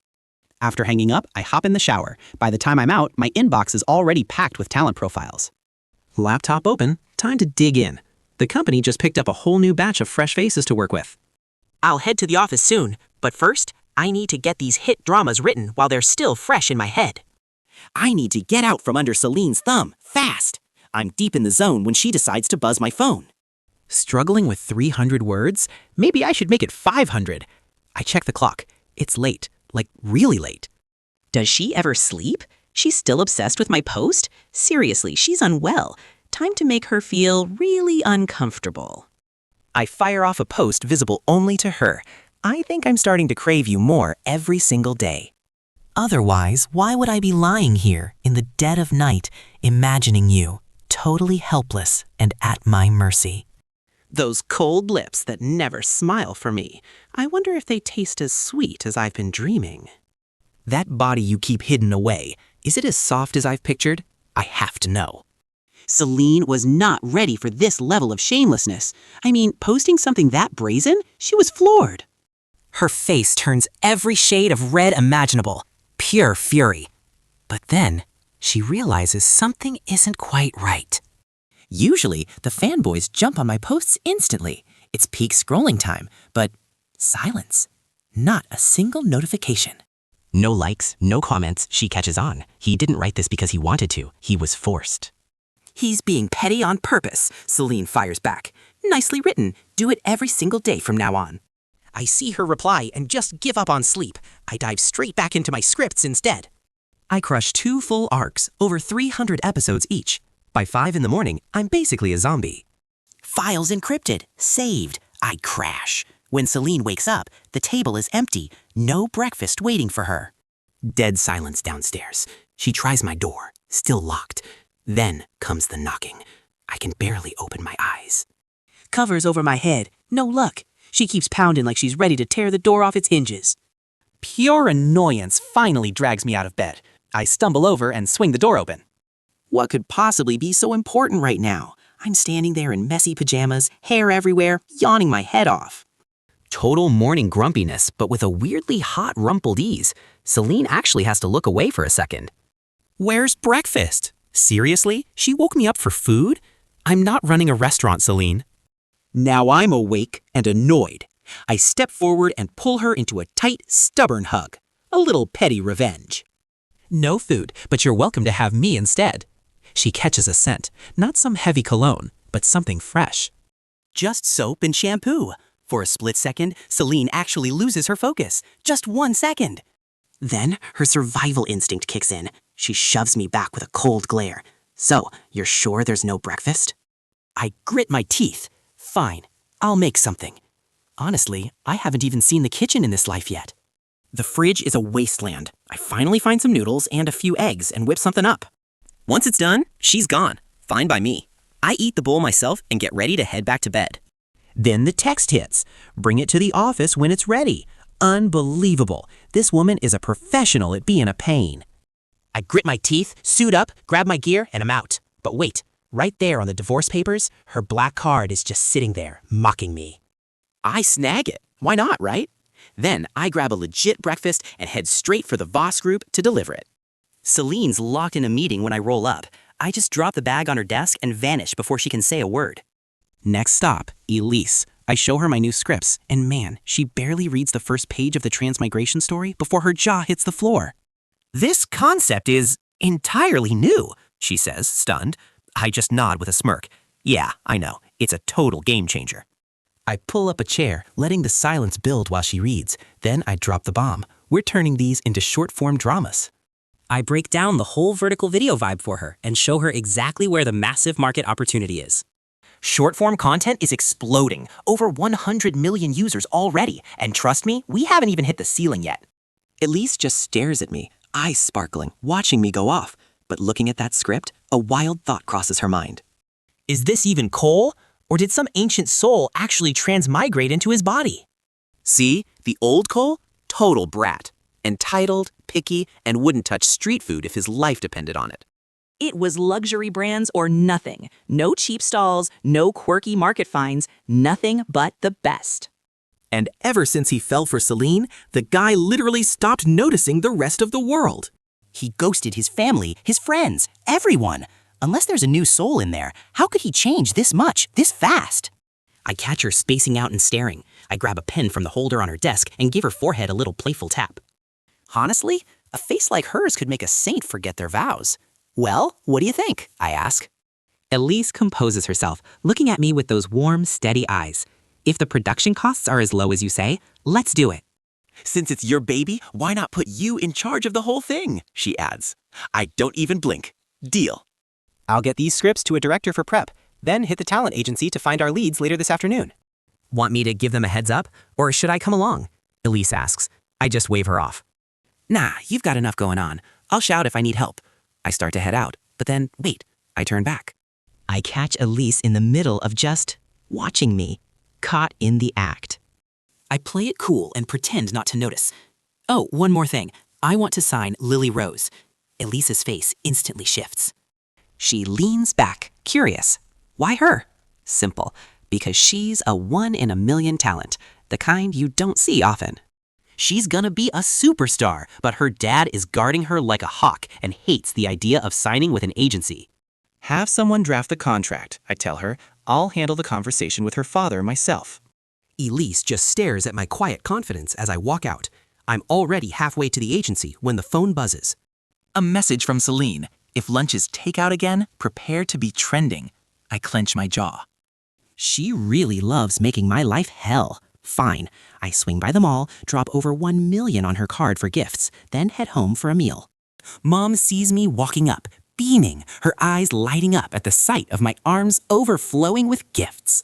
And hey, none of this was bought with family money. She immediately looks past me, expecting Seline to be right behind. You're alone? She asks. I pivot fast. Yeah, she's buried in work. Couldn't make it. Mom plays it cool. Oh, honey, you didn't have to bring us anything. We already have everything we need. But then she sees the bag. She's turning it over, checking every stitch. The more she looks, the more she glows. She basically decides every other bag she owns is trash now. Even the household staff are buzzing about it. Ma'am, that bag is stunning. It matches your outfit perfectly. Mom actually stands up to pose in the mirror. You think so? Cole picked it himself. The staff chime in. The young master has such amazing taste. I'm definitely carrying this to afternoon tea. I didn't expect her to be this hyped. It hits different. I think back to my real parents. No matter what I bought, they always found something to complain about. Always praising what other people's kids did. Never once were they this enthusiastic about anything I gave them. I only ever heard about those reactions secondhand from colleagues, how their parents lit up and showed off to everyone. I just figured a wealthy mom wouldn't care. I mean, she already has everything, right? After lunch, I asked Mrs. Liu to pack up the leftovers for me. When she hears they're for Seline, her eyes practically pop out of her head. Leftovers? For the young madam, sir? Is that really okay? I could cook something fresh. I just wave her off. Nah, this is perfect. Mrs. Liu is packing up the food, but she can't stop stealing glances at me. See, back in the day, whenever he prepped a meal for Seline, it was only the prime cuts, total top-tier stuff. We're talking hand-picked, handled like a precious diamond. But now, he's literally packing up leftovers. Yeah, the young master has officially flipped the script. Mrs. Liu suddenly switches gears. Sir, look at Madam. I've never seen her this hyped for afternoon tea before. I'm like, wait, for real? I'm genuinely puzzled. I mean, wasn't she always happy to go? Mrs. Liu just sighs. You guys have no idea what it's like when these rich socialites get together for tea. It's basically just a massive flex-off. Who's got the better husband? Whose kids are more successful? It's brutal. Today, she's not beaming because of the bag itself, she tells me. She's happy because you were the one who bought it. I look over at Mom, and man, she is busy getting all dolled up. Let's be real. The original me was a total disaster. He basically paid his way into a marriage that absolutely nobody wanted him in. His world revolved entirely around Seline. His own parents, he barely even acknowledged they existed. Every single time those wealthy ladies met up to gossip, Mom just had to sit there in silence, listening to everyone else brag while she hid her envy behind a fake smile. But now, her son finally bought her a bag, and for the first time, she actually has something to show off to. Then I remember what the story says happens after the Ashton group goes up in flames. All those friends who used to sip tea and smile with her, they'd be the first ones to kick her while she's down. They'd laugh at her, mocking the fact that she raised a son who trashed everything, a son who literally handed the family legacy over to someone else. Before I can even talk myself out of it, I walk over. Mom, let me help you pick an outfit. The second I offer, her face just lights up even more. I put a look together for her, super polished, refined, and honestly, a style that's light years ahead of anything this world has seen yet. By the time I hit the Voss Group offices, it's almost 1 in the afternoon. And guess who I run into in the hallway? Shay. I shove the thermal container right into her hands. Here, hold this. It's Celine's lunch. Seline is checking her watch for like the 5th time when the office door finally swings open. She looks up instinctively. There's Shay, absolutely beaming with a container in hand. The young master sent lunch again, Shay chirps. Celine's face goes totally blank. Where is he? She asks. Oh, he's already gone, Shay replies. Shay is being honest. She's been stuck eating crappy takeout for days now and seriously misses his cooking. Seeing that Seline doesn't have any more questions, Shay happily tucks the container under her arm to head out like she usually does. All right, I'll be off then, Miss Seline. But then, bam! Celine's ice-cold voice stops her dead in her tracks. And where exactly do you think you're taking that? Shay just blinks. I mean, you never eat what the young master brings, right? But then she catches one look at Celine's face and feels a literal chill radiating off her. She shuts up instantly. She carefully places the container on the desk. Enjoy your meal, Miss Seline. I'll just get back to work then. Seline loosens her tie a bit and leans back in her chair, just staring at that thermal container. Her fingers tap idly on the armrest for a second before she grabs her phone. Cut back to me. I just finished a call with the talent agency director and settled into the car. Then Seline calls. Go get me a coffee, the place on Winnoa Street, and bring it to me personally. I literally grit my teeth. What, did your assistant die or something? She just hits back with, for something this minor, an assistant would be a waste. You are perfectly suited for it, she says, like it's the most obvious thing in the world. I'm like, wow, how kind of you to remind me I actually have a use in this world. I hang up and head to the talent agency. Inside, one of the girls spots me arriving, and the whispering starts immediately. Isn't that the Ashton heir? You know, the one who's completely obsessed with Seline? He never gives a damn about company business. So why is he suddenly here picking lead actors? You don't think he's been ignored so long he's looking for a little side chick, do you? Another girl nods right along. I was thinking the same thing. Usually when they cast leads, they send out the scripts first. Then the director sets up auditions. Nobody just rolls up with nothing and starts picking people by eye, especially specifically asking for the new girls. A third girl isn't buying it. You two have way too much imagination. If he was really just looking for someone, why would he call all of us in at once? The first girl just rolls her eyes. Are you slow? It's obviously just a cover, so it doesn't look suspicious. Right as they're all gossiping, the door swings open.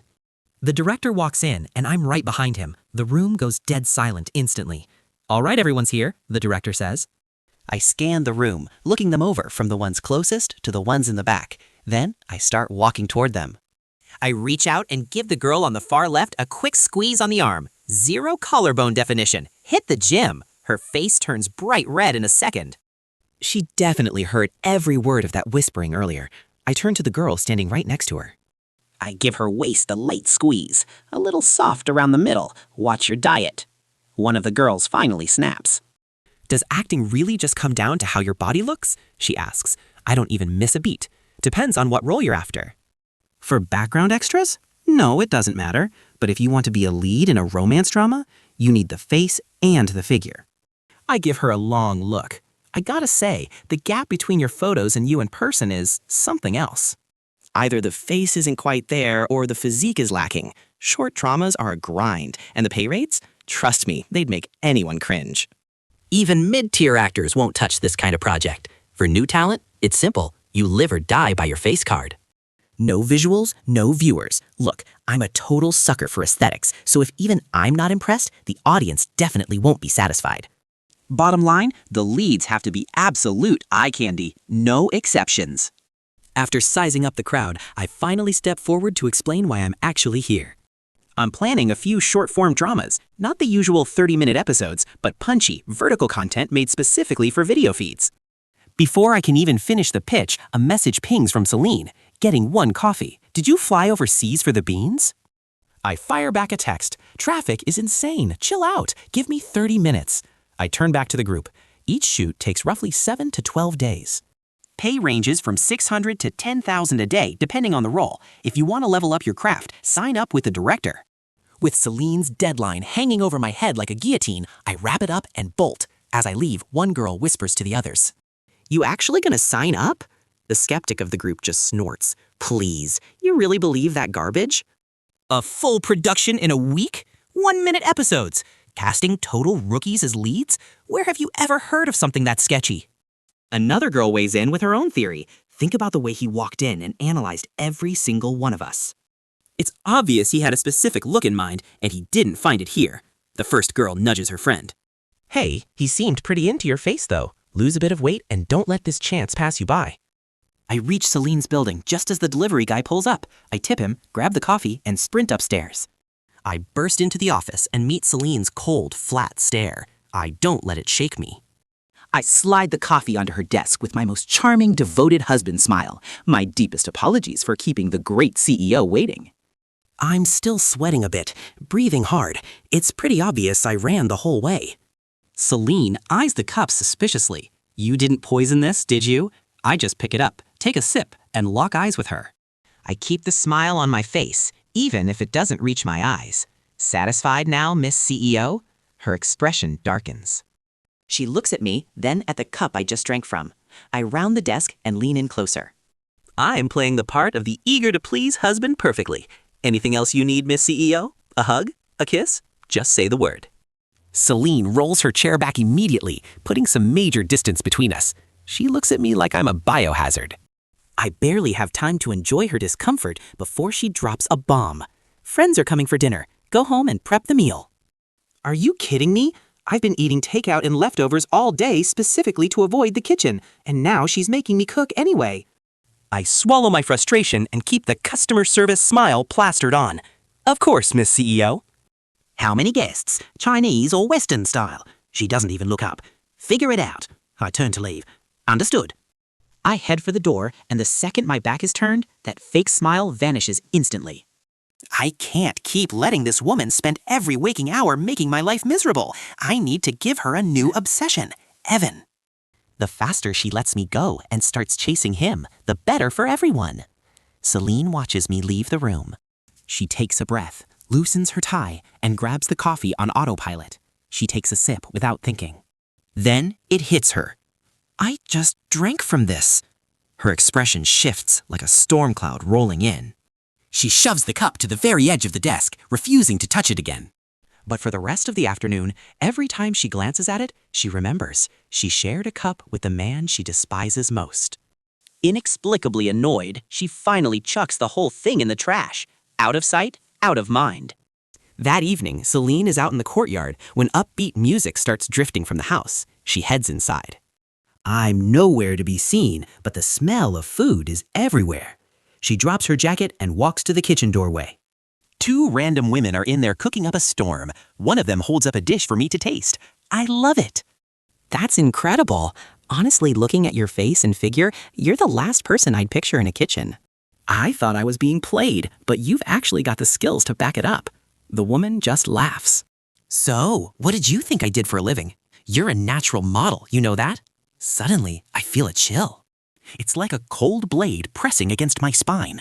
I spin around on pure instinct. It's Seline. She looks like I owe her $1 billion and just blocked her number. I rush over before the sarcasm starts. I asked you to cook, and you brought home 2 women? Real smooth. Should I hire a few more for you? She reaches for her phone to call them out, but I immediately stop her. Enjoying myself? Seline, my cooking is literal poison. Look, I'm not about to let you lose face. Serving some amateur meal to your guests? Not on my watch. So yeah, I went ahead and hired 2 world-class chefs to handle everything. Give me some credit. I'm not that dense. If I were actually out there hunting for a new woman, this house is the last place I'd ever bring her. Ding dong! Right on cue. Seline shoots me this "don't you dare" look before snatching her hand back. Guess it's time to play host. By the time I'm back, her phone is blowing up. I catch a sneak peek at the screen, and yup, it's Evan. My heart skips a beat. This is the moment. Cut to Evan. He walks into his place and finds a little surprise waiting. A fresh bouquet of flowers and a mysterious package. Things are getting interesting. He pops the box open. Inside, a sharp, brand new suit with a note tucked in. It says, "Evan, I like you. I can't stop dreaming about you every single night. I miss you so much. You'd look absolutely irresistible in this." Evan's reaction? Pure panic. He immediately concludes, okay, I've got a stalker. The realization hits him. Someone knows exactly where he lives and has been watching him. His skin is literally crawling. Shaking, he dials Celine's number. "Seline, can you come over?" "What's wrong?" she asks. Evan's voice drops to a terrified whisper. I think I have a stalker." Hearing that, I almost lose my cool. I have to bite my lips so hard it hurts, just to keep a straight face and hold it together. I watch Seline hang up and scramble to help with the dishes. Believe it or not, in 2 years of marriage, this is the very first time she's ever hosted her squad at our place. Between that and the little romantic display they all saw earlier, her friends are totally convinced. They think we finally patched things up and are back in the honeymoon phase. The gang piles through the door, loaded with gifts. Nadia pulls out a heavy hitter, a key card for a spicy-themed hotel worth nearly $6,000. She shoves it into Celine's hand with a wink. Consider this a little gift from the heart, girl. Try not to get too emotional. Then Zoe holds up a mystery bag. Personal favorites, tested and approved. Sharing is caring, right? Seline just stares at the haul, totally speechless. I mean, every gift is more scandalous than the last one, Seline finally blurted out. I need to step out for a bit. I walk out with a dish just in time to hear her. I hit her with my best look of devoted understanding. Hey, if it's important, go handle it. I'll stay here and take good care of everyone. As I'm talking, I slide the hot dish right into Nadia's unsuspecting hands before she can even react. Then, smooth as silk, I relieve her of the gift she was holding. Go on, Seline. Don't keep people waiting on you. Seline definitely notices how badly I'm trying to shove her out the door. She scans the room full of women. Then, suddenly, bam! She grabs my wrist. "You're coming with me." Wait, what? She's actually taking me along to run errands now? Since when did things get this good between us? Her friends are standing there, jaws dropped. You're gonna handle business, right? It doesn't really make sense for me to tag along, I stutter. Plus, we have guests. We can't have both hosts just vanish at the same time. Man, I am trying so hard to wiggle out of this. Here's the secret. The whole stalker drama, I built that from the ground up. Every single detail was engineered by yours truly. I poured cash and effort into this, just to make her run to Evan's side and focus on him. If I'm stuck tagging along, how are those two supposed to get any closer? "Help yourselves!" Seline tosses to her friends as she drags me out the door. She's moving so fast, I don't even have time to put down what's in my hands. It's only when we're in the car that I look down and, oh God, I'm still holding that hotel keycard and Zoe's mystery bag of personal items. My face turns bright red instantly. I basically hurl the whole stash onto Seline to get it away from me. Maybe she can actually use this stuff tonight. Your friends really have unique taste. I definitely owe them a toast later. Then I stop. This is exactly why I shouldn't be here. Actually, if we both leave, your friends might literally tear the place apart. Let me stay and play host. Go handle your business in peace. Seline just gives me this look, like she's reading my soul and seeing straight through me. Without a word, she tosses everything into the back and peels out. I didn't even grab my phone. Next thing I know, we're arriving at Evan's. I figure I'll just chill in the car. I suggest she go in while I wait, but Seline isn't taking any chances. She snatches the keys and locks me in. So I'm stuck sitting there, watching her walk in without a single backward glance. But come on, I can't just sit here. Curiosity is killing me. I sneak up to the door to play spy. Inside, Evan is an absolute wreck, a total bundle of nerves. The moment Seline walks in, he practically tackles her. She's his only lifeline. He hands her the card and spills the whole story.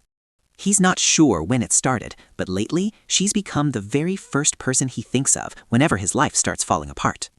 When she's standing there, all that fear just vanishes. She makes him feel safe, but since she's a married woman, he's been playing it cool, forcing himself to stay strictly within the friend zone. Look, Seline doesn't love me, but she's serious about her role as a wife. She keeps her distance from Evan, too. And he's just been waiting for her to be free. The second I mentioned divorce, though, that love he'd buried deep down started growing like crazy. It's becoming impossible to hide. He can't hold it back anymore. Now, about that package, it only had Evan's delivery address on the label. No return info.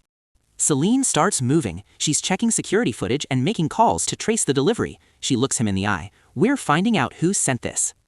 Don't stay here tonight. I'm watching this from the shadows, and it's so bland. No sparks, no deep stares, not even a single accidental touch. I am losing my mind over here. The scared boy is supposed to fall right into her arms. Come on, work with me, people. Seriously, where's the CEO romance, the tension, the kiss? Come on, you two, quit playing hard to get. Meanwhile, I'm over here completely spaced out, picking at this poor potted plant in front of me. It started with a leaf, but watching their zero chemistry interaction, it's giving me major anxiety. By the time I snap out of it, I've literally uprooted the thing, roots and all. And of course, Evan walks in right then, catches me, and probably thinks I'm having a total meltdown. He actually flinches, scrambling to explain himself. Cole, wait, it's not what it looks like. I drop the plant like a hot potato and pull out my best nothing to see here laugh. I've got to spin this fast. Sorry, just got bored waiting and, well, I got a little heavy-handed. I'll replace it tomorrow. Seline just stares at me with this unreadable expression. Evan's still a bit dazed, waving his hands. No, it is fine. Man, I just want these two to have a moment already. I start power walking toward the front. Evan is still lost in the sauce. Seline, did I say something wrong? Is Cole mad? Is he angry? Seline just watches me walk away. Ignore him. He is fine. I dive into the car and clean the back seat, leaving the passenger side wide open for Evan. But Evan, he thinks it's weird to sit up front. He tries to take the back with me. Nope, not happening. He eventually settles into the front, looking super awkward. He opens his mouth to say something, but I shut my eyes tight. Do not disturb mode on. He gives up. He can't help but glance at Seline and catches her watching me in the mirror. He brings up the divorce, but she just completely dodges the question. He thought I followed her here to stalk them, but nope, I arrived in her car. Does that mean she's actually worried about what I think? His heart drops. It's like something's slipping away, and he can't grab it. Seline starts the engine. Eaten yet? He shakes his head. Not yet. And that's it. Silence. Utter, painful silence. I'm peeking through my eyelashes. Nothing. No words, no sparks, not even a look. I swear, I just want to disappear and physically mash their heads together. Back at the house, Nadia is watching us leave and turns to the girls. Has Seline lost it? She had business and took Cole with her? What's that about? Is she scared we'll steal her husband? Another friend just sighs. I do not think they're coming back. Should we bounce? Nadia pouts. I brought a gift. I am staying, and I am eating. Nadia grabs the priciest bottle of wine she can find and pops it. Might as well, right? When I finally walk back in, I'm fuming. Fast-paced, tight expression. I'm done. Seline and Evan follow right behind. The friends are totally confused. I chug a glass of water just to keep from screaming. I literally paid cash to send that anonymous package so Seline couldn't track it. All that work for 0 results. No, I am not losing this. Then I see the open wine. A light bulb goes off. Alcohol. Liquid courage. The ultimate wingman. Think about it. Whenever Evan's in a jam, Seline is his first call. She drops everything. Dinner, friends, just to run to him. If that's not meant to be, I do not know what is. And yet, she won't divorce me, just to be petty. This CEO holds a grudge like it's a full-time job. But for the sake of my freedom, I put on a big smile and wave them over. Oh, you guys started the wine? Perfect. Let me grab 2 more. No one's going home sober tonight. They're just staring at me while I happily hunt for more booze. Zoe's jaw is on the floor. Did Seline just bring her husband along to pick up her crush? Another friend shrugs. Is she keeping both? Zoe just smirks. Living the dream. By the time they reach the table, I'm back with 2 bottles, already seated at the very end. I left 2 empty seats right next to each other. Prime real estate. Seline takes the middle. Evan sits right beside her. He's looking a little shy. Nadia smiles. I've heard so much about you. Finally we meet. A real pleasure. I jump in immediately. Well then, you've got to toast him. Properly. Seline gives me this look. I can't even describe it. Everyone's looking at me now. I just blink back like I'm totally clueless. What? Did I say something wrong? Should we do 2 toasts? Nadia laughs and raises her glass. Hell yeah, definitely. Bottoms up to the superstar. This one is for you. This is Evan's first time hanging with Celine's elite circle. He can't really say no without looking like a jerk, so he drinks up. I grab the bottle with a massive grin and start refilling everyone. Cool, I can do it. Evan starts, but I cut him off. Please, you're a guest Seline went out of her way for. I can't let you pour your own drink. Seline just swirls her wine, watching me with that unreadable gaze again. The others are just lost, trying to figure out what the heck is going on. I finish pouring and turn to Zoe. Hey, you're not toasting our star? Zoe cracks a lazy, smug little smile and lifts her glass. She's playing the part of the perfect, polite guest. Just as Zoe goes for the toast, Seline shuts it down with a look that could freeze hell. Drink alone, she snaps, then tells Evan he doesn't have to put up with them. But Evan? He's playing the gentleman. He raises his glass and drinks with Zoe anyway, determined not to be the rude one at this table. Another friend jumps in, eyeing Evan. Here's the thing, Evan can't hold his liquor. 3 rounds in and our boy is already hitting his limit. I head back to my seat, playing the host and telling everyone to eat. Then I turn my focus back to Seline. I'm still trying to figure out her angle. She shoots a freezing glare at the 3 across from her. Showing favorites already? She asks. That's cold. The message is loud and clear. Toast her too. It's obvious she's just running interference to protect Evan from more drinks. Zoe just chuckles, swirling her wine. He's the guest of honor. Obviously he's first. But hey, you're the one who invited us here. Shouldn't the host be the one toasting us? I mean, who's really being the rude one here? Talk about a call-out. I swear, I wanted to stand up and applaud her. I check Evan. He looks miserable. Good. Let him be jealous. He's dying to be the one in control here. Time to back him up. Well, sort of. I refill his glass, then mine, acting like the whole thing was totally my mistake. My bad, I wasn't thinking. Come on, darling, let's just toast everyone together. Seline just hits me with this flat, icy stare. I give her a pointed look, but she doesn't budge. So, under the table, I give her thigh a firm squeeze. And yep, physical contact still works like a charm. Celine's face darkens instantly, but she finally picks up her glass. Her face is stone cold. See, Seline can actually drink. It's Evan I need wasted. If she gets a little tipsy, that's just a bonus. I just need the alcohol to do its thing. Once she starts drinking, I stop caring about them and dive into the food. I'm playing it smart, avoiding the lobster and crab. Anything that needs peeling is a trap. She'd just make me do all the work. Seline watches me eat like she's witnessing a crime. You can tell my appetite is absolutely getting under her skin. Every few minutes, she sends a death stare my way. I don't care. Next time she looks, I play dumb. What, you want a bite too? I grab a piece of braised pork and pop it right into her mouth. I'm literally watching the woman who hates my touch actually eat it. Her expression goes even darker, and honestly, I'm loving every second of it. I sneak a peek at Evan. He's biting his lip, knuckles white. He pours another drink and downs it in one go. Perfect. The jealousy is hitting him hard. Dinner's over and the girls want to hit up karaoke. But Seline, she's not having it. She sends them all packing. I'm trying to make my own break for it. I check my phone, faking a reason. Oh, my mom needs me for something urgent. I start heading for the door mid-call, leaving the living room and the drama entirely to Seline and Evan. I'm almost out when Celine's voice drops like a hammer. 5 minutes. If I don't see you in 5 minutes, your life is officially over. I'm literally grinding my teeth. She's got her soulmate right there in front of her.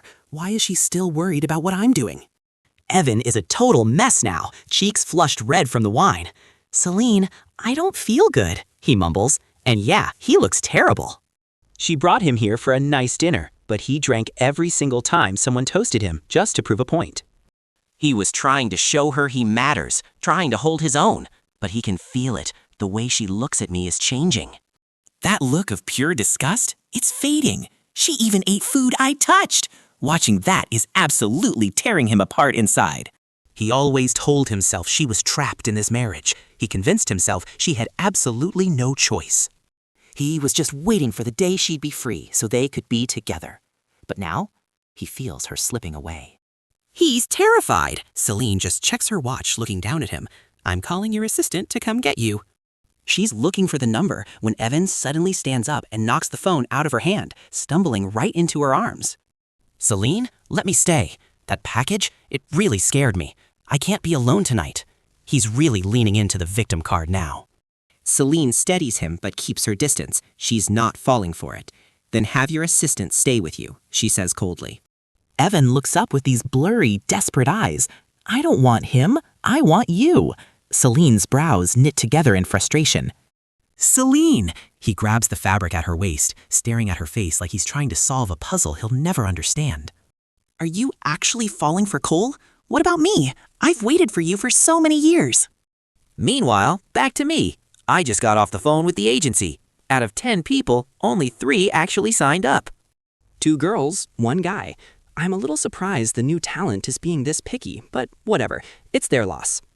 I gave them first dibs because they're under the Ashton label. I wanted to give them a real shot to break through. If they don't want the opportunity, I'm not forcing anyone. I grabbed the info for the 3 who did sign. Then I turn back to see what's happening inside. Well, Evan and Seline. Looks like they're getting handsy. Finally, Seline steps up like a human shield, blocking my view. I have to crane my neck just to see him through the gaps in their legs. They are close, like dangerously close, and Evan is still white-knuckling her clothes like his life depends on it. Face to face at that distance, there is only one logical conclusion: a kiss. Then the inevitable embrace. And after that, well, let's just say alcohol is the ultimate wingman. I can't stop myself from grinning. Only problem is I'm too far away to hear anything. In the original story, Seline didn't have a romantic bone in her body for over 100,000 words. I've always been dying to know what she'd actually sound like in love. I'm totally vibing with the drama when Seline suddenly spins around and glares right at me. Seen enough? Get over here. Busted. She knew I was watching the whole time. If they already had their moment, why does she need me now? I drag myself over there like a kid called to the principal's office. Seline is staring me down.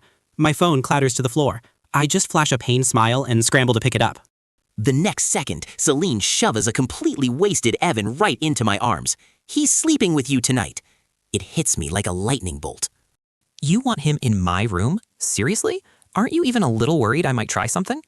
Seline is already heading upstairs, loosening her collar without a second glance. If he dies, you die. Now take him, I shout after her. Wouldn't it be better if we all just stayed alive?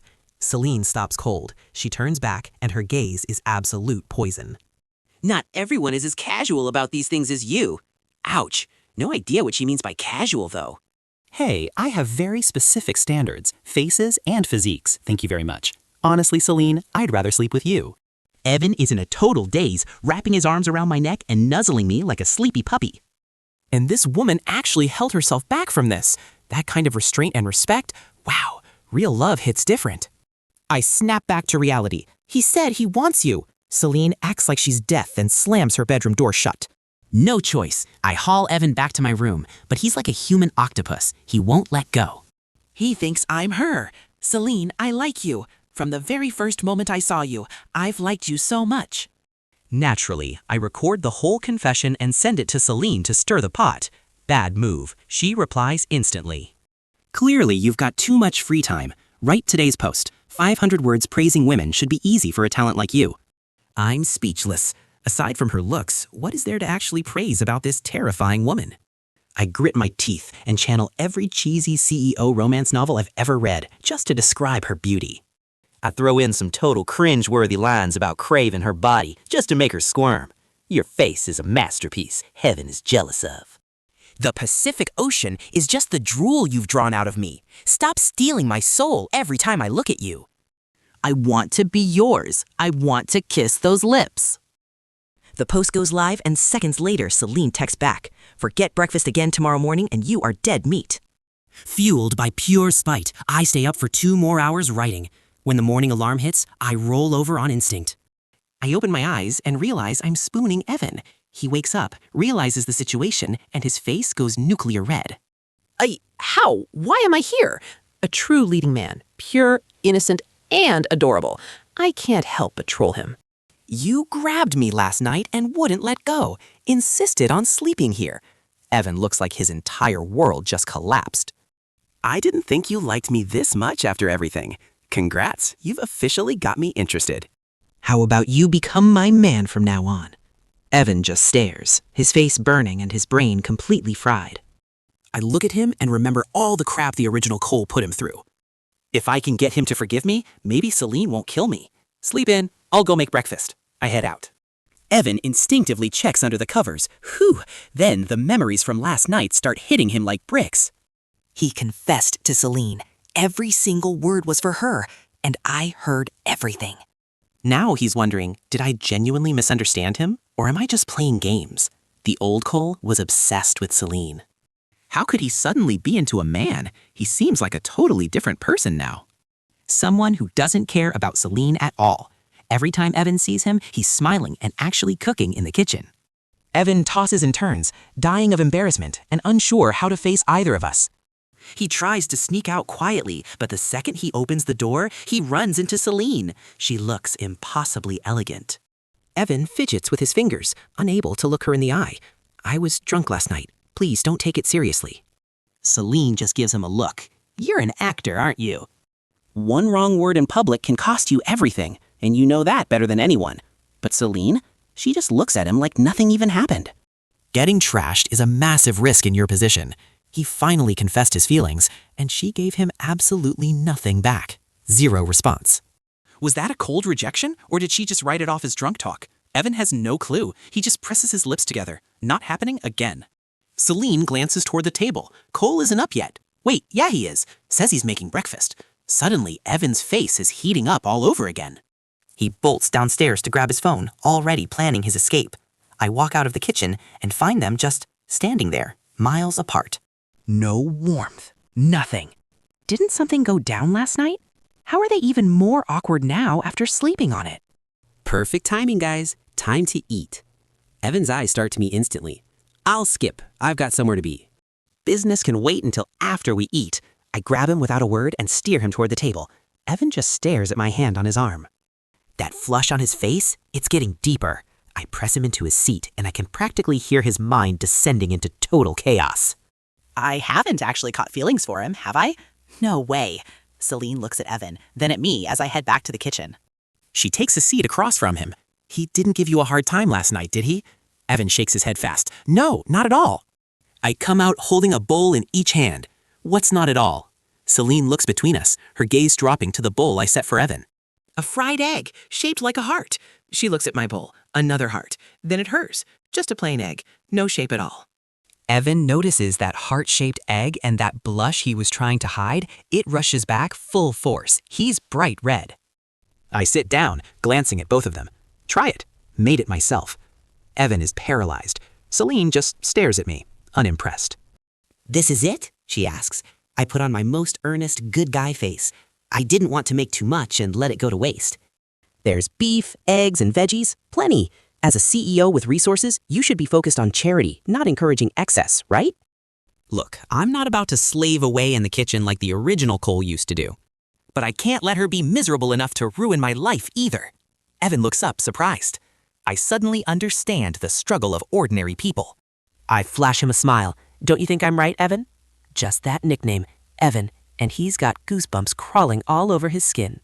Seline is drilling holes through my face with her eyes. Sharp, piercing, like she's trying to see what I'm really up to. Doesn't your face hurt saying all that? She asks. Not a hint of shame from me. I turn to Evan. The past is the past. I seen my mistakes, and I'm changing. That's what matters, right, Evan? Evan nearly chokes on his noodles right then and there. I immediately hand him a napkin and pour him some water until he recovers. Seline just watches me play the attentive host. She can't even stand to look. She picks up her chopsticks and finally tries the food, my eyes still locked on Evan. Is it good? I press him. He's forced to answer. It's good. I grin. I've got skills. What else do you like to eat?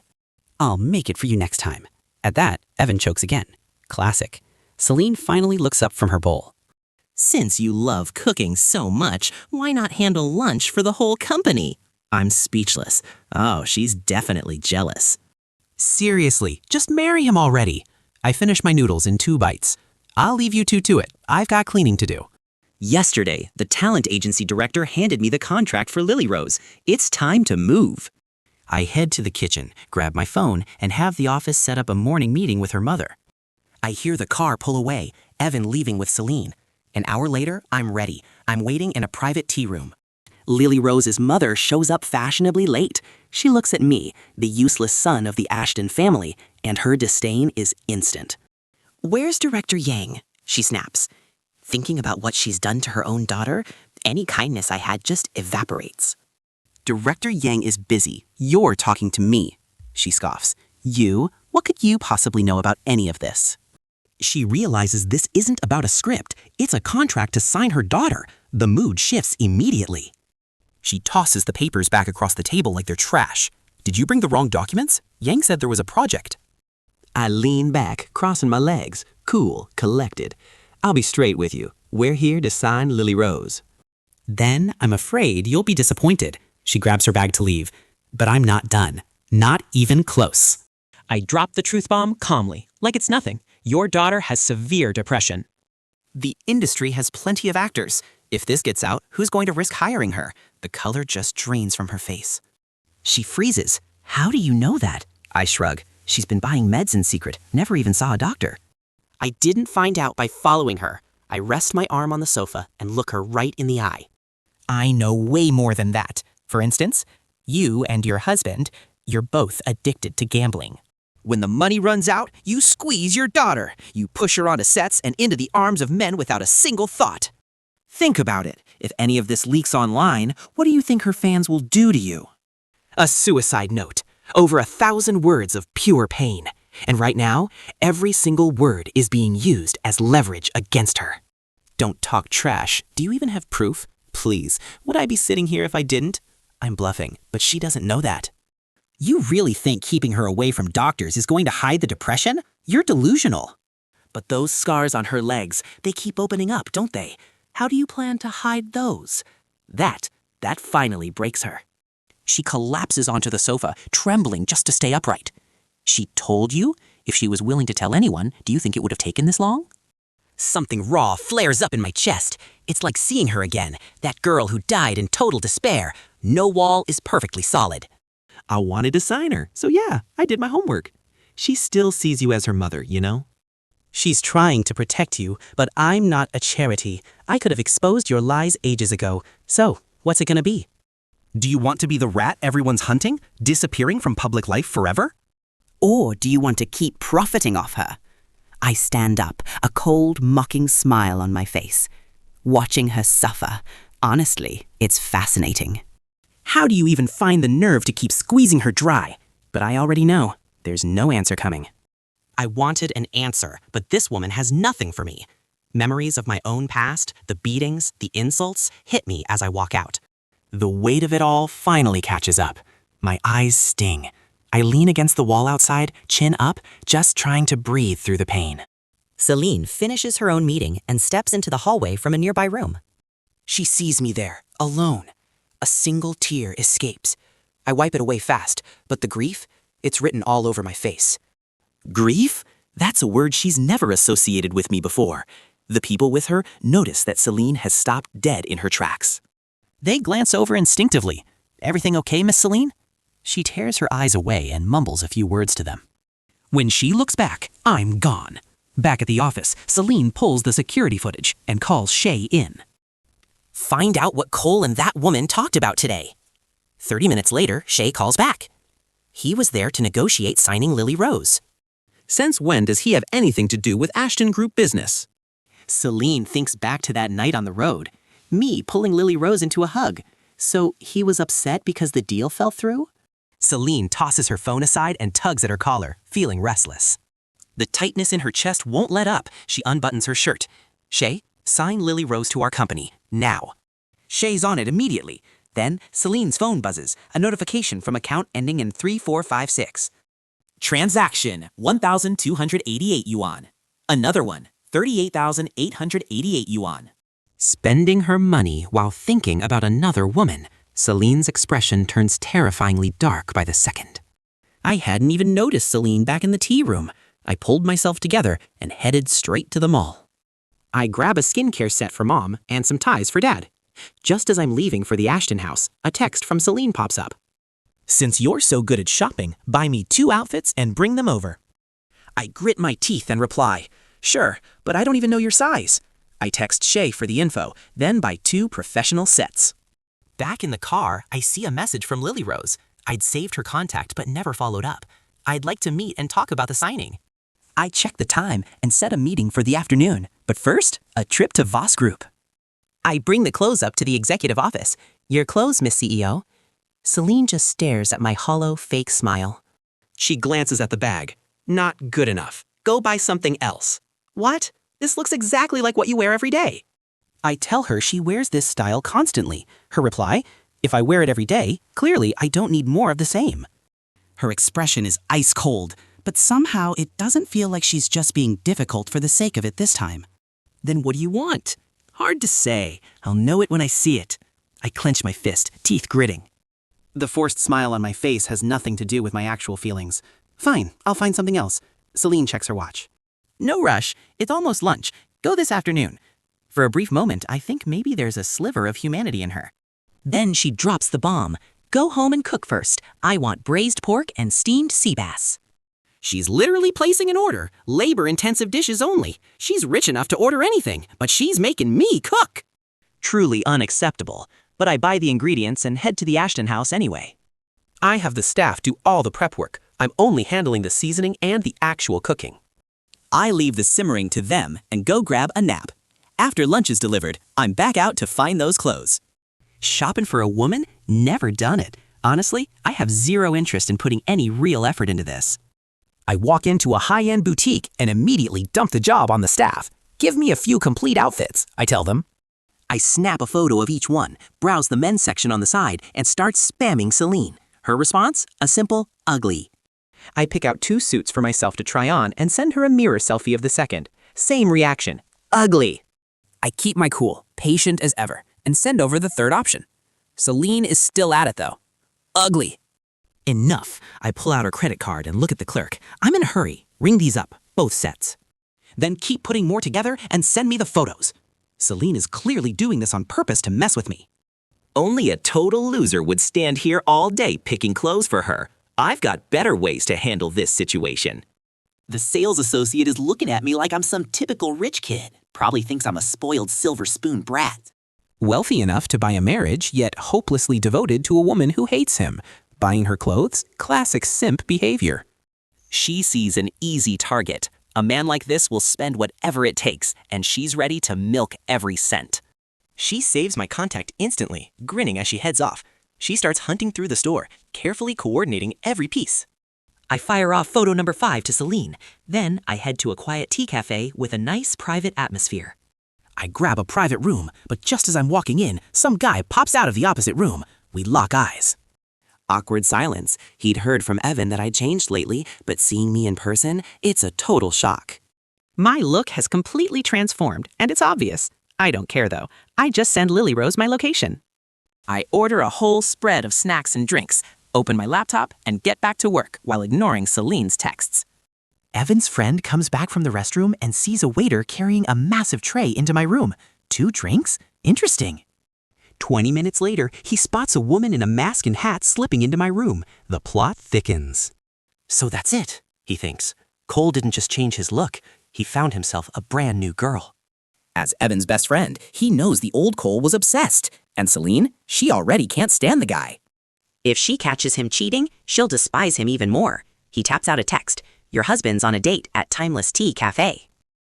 The second Seline sees that message, she's on the move, tracking my location like a heat-seeking missile. Lily Rose arrives and I wave her over. I close the laptop, take a sip of juice, and send Seline another photo. I put the phone away. I look up and Lily Rose has taken off her mask. She's just staring at me. 20 years old, right in the prime of her life, absolutely glowing with that radiant, youthful energy. Her face is honestly unfair, like it was sculpted by angels. Her skin, smoother than a porcelain doll. Those dark eyes are like deep, shimmering obsidian. One smile and fans lose it. When she's sad, it's absolutely heartbreaking. A literal screen goddess is sitting right across from me, giving me her full attention. It's kind of a lot. I take a long drink and lean back. What's up? You actually fallen for me or something? She looks away fast, totally flustered. She takes a few quick sips of her drink before working up the courage to look back. I'm just curious, she says. How did you convince my mom? Luckily, her mother kept the blackmail a secret. I just smile. Simple. I made her an offer she couldn't refuse. She frowns. And why would you do that for me? Because you're worth it. I realize how that sounds and quickly add, you've got real talent, Lily. I know you'll be worth way more down the line. She looks at me for a long time, searching for the truth. Your taste really is garbage, isn't it? She says it so bluntly, I'm actually caught off guard. You fell for Seline. Everyone knows she hates you. And me? I'm not as special as you seem to think. I ignore the Seline comment and just look at her. I'm calm, but my eyes, they see right through the act. What? Feeling the pressure already? Scared you're gonna let me down? Her expression shifts. There's no creepy obsession in my eyes, but she feels like I truly understand her. Like I know she was suffocating in that cage her mother built, like this contract was her literal escape plan. I keep the mood light. That face tells me I hit the mark. I casually start picking at a dessert. My phone buzzes. Seline, again. Ugly. I fire back another photo. Seline is staring at her screen, absolutely fuming. She grips the steering wheel until her knuckles turn white and floors it. 15 minutes later, she's outside my door. I send her one last photo. I've barely put the phone down when the atmosphere in the hallway shifts. The door slams against the wall so hard it practically shudders, and Seline storms in. Her face is as dark as a thundercloud as she marches straight for me. She's like an incoming force of nature. No time to think. She yanks me to my feet, her arm hooking around my waist like a vice, assertive, unyielding, and pulling me firmly against her. The heat of her skin against mine hits me all at once. Honestly, I'm genuinely caught off guard here. She's really pushing through her own disgust this time, actually touching me like this. Man, I must have really gotten under her skin. She's absolutely furious.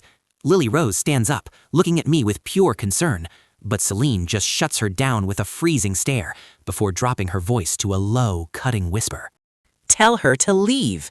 I look over at Lily Rose, not feeling even an ounce of fear. I just give her a small, calm gesture. Time for her to head back. Lily Rose looks at me, then at Seline, but I just give her a reassuring nod. Go on, I tell her. The warmth in my eyes when I look at Lily Rose is the real deal. Nothing like the fake, hollow smiles I give Seline. So, Seline spits, you really like her that much, huh? Seline watches us both with this cold, sharp smile. You can see it in her eyes. She's out to destroy whatever connection we have. She shoves me back against the table, pinning me there with both hands on the edge. Her body is almost pressed right against mine. She shoots another icy look at Lily Rose. What, you staying to watch the show? I swear I almost laugh out loud. She can barely stand the thought of me touching her, yet here she is threatening a live performance? Unreal! Lily Rose has no choice. She has to head out. Suddenly, the room is just the two of us. Seline stares down at me, and behind that icy exterior, I can tell an absolute storm is raging. Quite the little schemer, aren't you? I look up at her with all the innocence I can possibly fake. Hey, you told me to pick out clothes for you. And that's exactly what I was doing. I looked at every single outfit the store associate sent over and picked the best ones. Why are you so worked up? Unless seeing me here having tea with another woman actually made you jealous? I deliberately reach up and brush her collarbone. I know exactly how to push her buttons and get under her skin. She's made it crystal clear she despises me. Being touched by me should be unbearable. But she just looks at me like I've said the most absurd thing in the world. Me? Jealous of you? She scoffs. You really do think the world revolves around you, don't you? I lean toward her, my voice turning earnest and coaxing as I helpfully give her an out. Then why the attitude? Was it the way I picked the clothes? Just tell me how you want it done, and I'll do it. Celine's hands press even harder into the edge of the table. She's watching me try to play nice, and for just a second, something in her expression actually softens. Then she grabs the wrist I had resting near her waist and starts dragging me along. Wait, my laptop! I snatch it and my bag in one move before she hauls me too far. She drags me all the way to the car and practically shoves me inside. No arguments allowed. 15 minutes later, Seline leads me into a high-end boutique at the mall. She settles into a lounge chair and gives me a look that says it all. You pick. I grab the newest arrivals from the main display and bring them over. What about this one? Seline just glances at it and goes right back to her phone. Clearly, she's not impressed. A store associate rushes over, all smiles and energy. Oh, I think this one is just lovely. Celine's cold eyes snap to her instantly. I told him to pick. I didn't ask for your opinion. Stay out of it. The associate backs away and disappears immediately. I've figured it out now. This isn't shopping. This woman is out for revenge. I tried to outsmart her with that photo game earlier, so now she's making me do this in person out of pure, unadulterated spite. I'm running back and forth, piece after piece, until my legs are ready to give out. Seline just sits there with her legs crossed, scrolling through her phone. Sometimes I get a single dismissive glance. Other times, she just can't help but talk trash. Stop bringing me things just because they have a price tag. Not everything is worth my time. Is this really how you pick your own clothes? No standards at all. Green? What, should I pair it with some matching horns while I'm at it? I just let her pick apart everything I bring. I play the part of the perfectly obedient listener, accommodating every single preference and meeting every expectation she throws at me. By the time we hit the second store, I finally find something I actually like. I think this works, I suggest. Want to try it on? Seline gives me a look. If you think it's good, I'll try every single one of them. Honestly, I didn't think I'd survive long enough to even reach this store. My only goal is keeping her happy, so I keep the charm offensive going. Then what do you think of this set? Seline gives it 2 quick glances. Not much. That's it. I finally crack. You can't judge clothes just by looking at the rack. You have to actually try them on. You told me to pick, but you don't trust my taste at all. Isn't this just a waste of your precious time? Seline glares at me, drops her magazine, and snatches the clothes right out of my hand. She heads for the fitting room, and I finally get a second to breathe. I pull out my phone to catch up on some messages. I'm just about to order a drink and sit down when I hear someone call my name from across the shop. Cole? Shopping for your wife again? I heard she barely even comes home. Lives in hotels from what I hear. And yet here you are, still buying her clothes. A man really ought to find a wife who actually cherishes him. I mean, just look at me. Every time I try to browse, my wife's right there, acting like I'm made of glass. And this guy, he's posing like a peacock in full bloom. Man, you can literally hear the condescension dripping off every single word. Talk about self-absorbed. And don't even get me started on the cologne. It's so overpowering, I'm practically gagging. Digging through the original Cole's memories. Okay, found him. The eldest Jong-sun, high school rival, related to Celine's dad. Totally, I say, sounding way too cheerful. You and your wife, a match made in heaven. Seriously, a perfect pair. Looking at you two, I'm literally weeping with envy. Here, take a photo, post it, show the world your perfect life. Let everyone else see what they're missing. He wanted a fight, but I'm just giving up immediately, rolling over like it's nothing. He thinks Seline broke me, like I've lost all my pride. His ego is just through the roof right now. Now he's looking at me with pure pity. Look, I'm not here to brag. I just feel bad for you, man. You've been chasing Seline for years, and she won't even touch you. I'm trying to wake you up. It's embarrassing. I mean, the whole internet knows the original Cole basically paid to force himself into this marriage. Everywhere that guy went, people would just point and whisper behind his back. Total local legend, for the wrong reasons. So, seeing a devoted couple next to a guy who paid for rejection, that's prime entertainment for the crowd. A crowd is starting to form. People love drama. I can hear the bystanders whispering already. Seriously embarrassing. A total disgrace to men. If I acted like that, my father would literally come back to life just to slap me. Hearing that, he leans in even harder. You hear that, Cole. Think about your parents. Don't be a joke. Don't drag them down with you. I just smile. Thanks for the concern, but honestly, from now on, save your energy. I don't need it. Go focus on your own wife. Live your own life, okay? Before you worry about me, make sure you aren't growing horns yourself. He just laughs, like I've said something insane. Me? Wearing horns? His wife jumps in. Honey, ignore him. He's just bitter because his own marriage is a total wreck. Seeing us happy makes him want to cause drama. We should just stay away from losers like this. She grabs his waist, looking at me with total disgust. When you get rejected even after begging, maybe just stay home. Me causing trouble? Please, I was perfectly happy minding my own business.